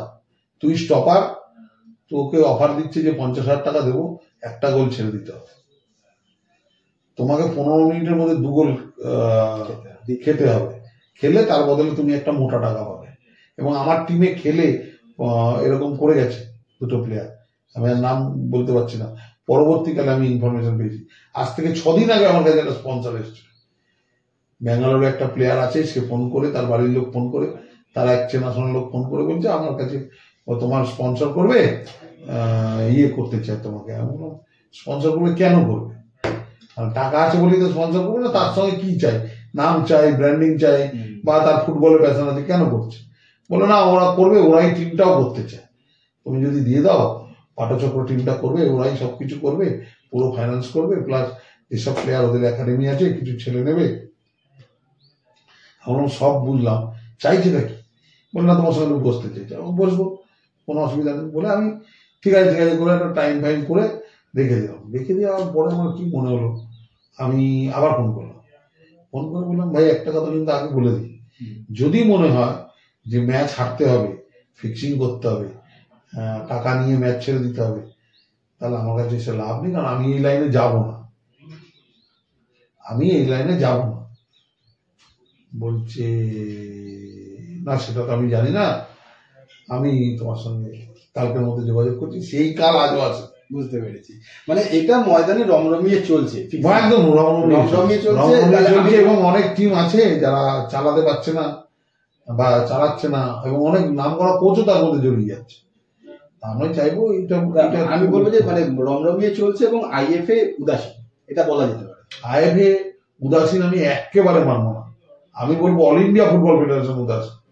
আইএফএ রেগুলারলি পুলিশকে রিপোর্ট করছে, পুলিশের রিপোর্ট নিচ্ছে, কাদের কাদের নাম জড়িত সেই সব রিপোর্ট দিয়েও পুলিশকে জানানো হয়েছে এখানে এমন কিছু লোক জড়িত আছে যার জন্য কিছু হচ্ছে না, পুলিশ অ্যাকশন নিচ্ছে না। গত বছর পুলিশ অ্যাকশন নিয়ে কয়েকজনকে অ্যারেস্ট করেছিল, কিন্তু এটা তো ধারাবাহিক ভাবে চলে যাচ্ছে। অল ইন্ডিয়া ফুটবল ফেডারেশন কোনো ব্যবস্থাই নিচ্ছে না। আমি একটা কথা বলছি, ফিক্সিং কেন হচ্ছে? আমার 35 লাখ টাকা দেয়, আমার মতো টিম যদি আজকে আই লিগ 5 ডিভিশন খেলতো, ধরুন 50 লাখ টাকা দেয়, ট্রাভেল সাবসিডি 45 লাখ টাকা দেয়, আমার এন্ট্রি কত? 8 লাখ টাকা এন্ট্রি। তুমি বলো আমি একটা আন্ডার-17 টিম মেনটেন করি থ্রু আউট দ্য ইয়ার, তুমি আমাকে একটা কম্পিটিশন দাও 1 থেকে 1.5 মাসে, তাও কখন না যখন তাদের পরীক্ষা চলছে, তার জন্য আবার 25,000 টাকা এন্ট্রি নাও।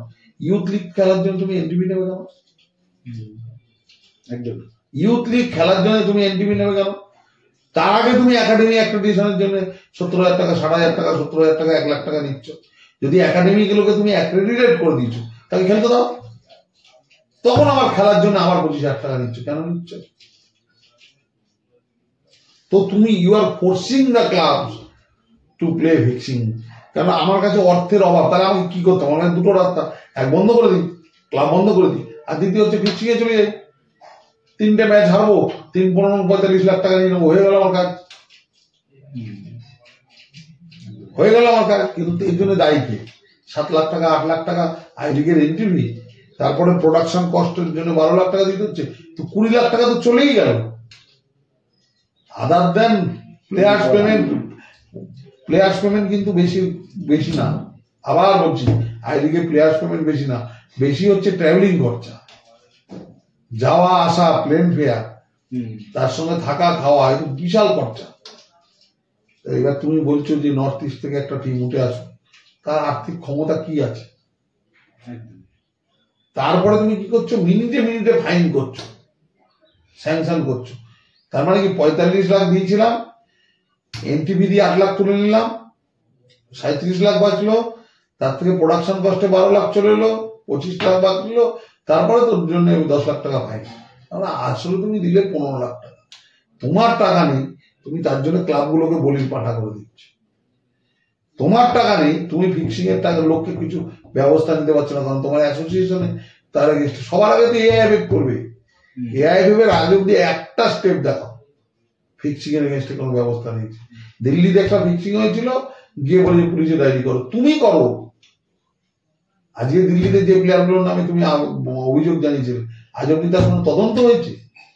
আজ অব্দি তুমি বলেছো যে না, কেউ মিজোরাম তো তদন্ত করেছে, মিজোরাম পুলিশ হেল্প করেছে, মিজোরাম তদন্ত করেছে, মিজোরাম তাদের সিআরএস গুলো ব্লক করে দিচ্ছে, কোথাও যেতে পারবে না। করেছে, কিচ্ছু করছে না, করবে না, করবে না।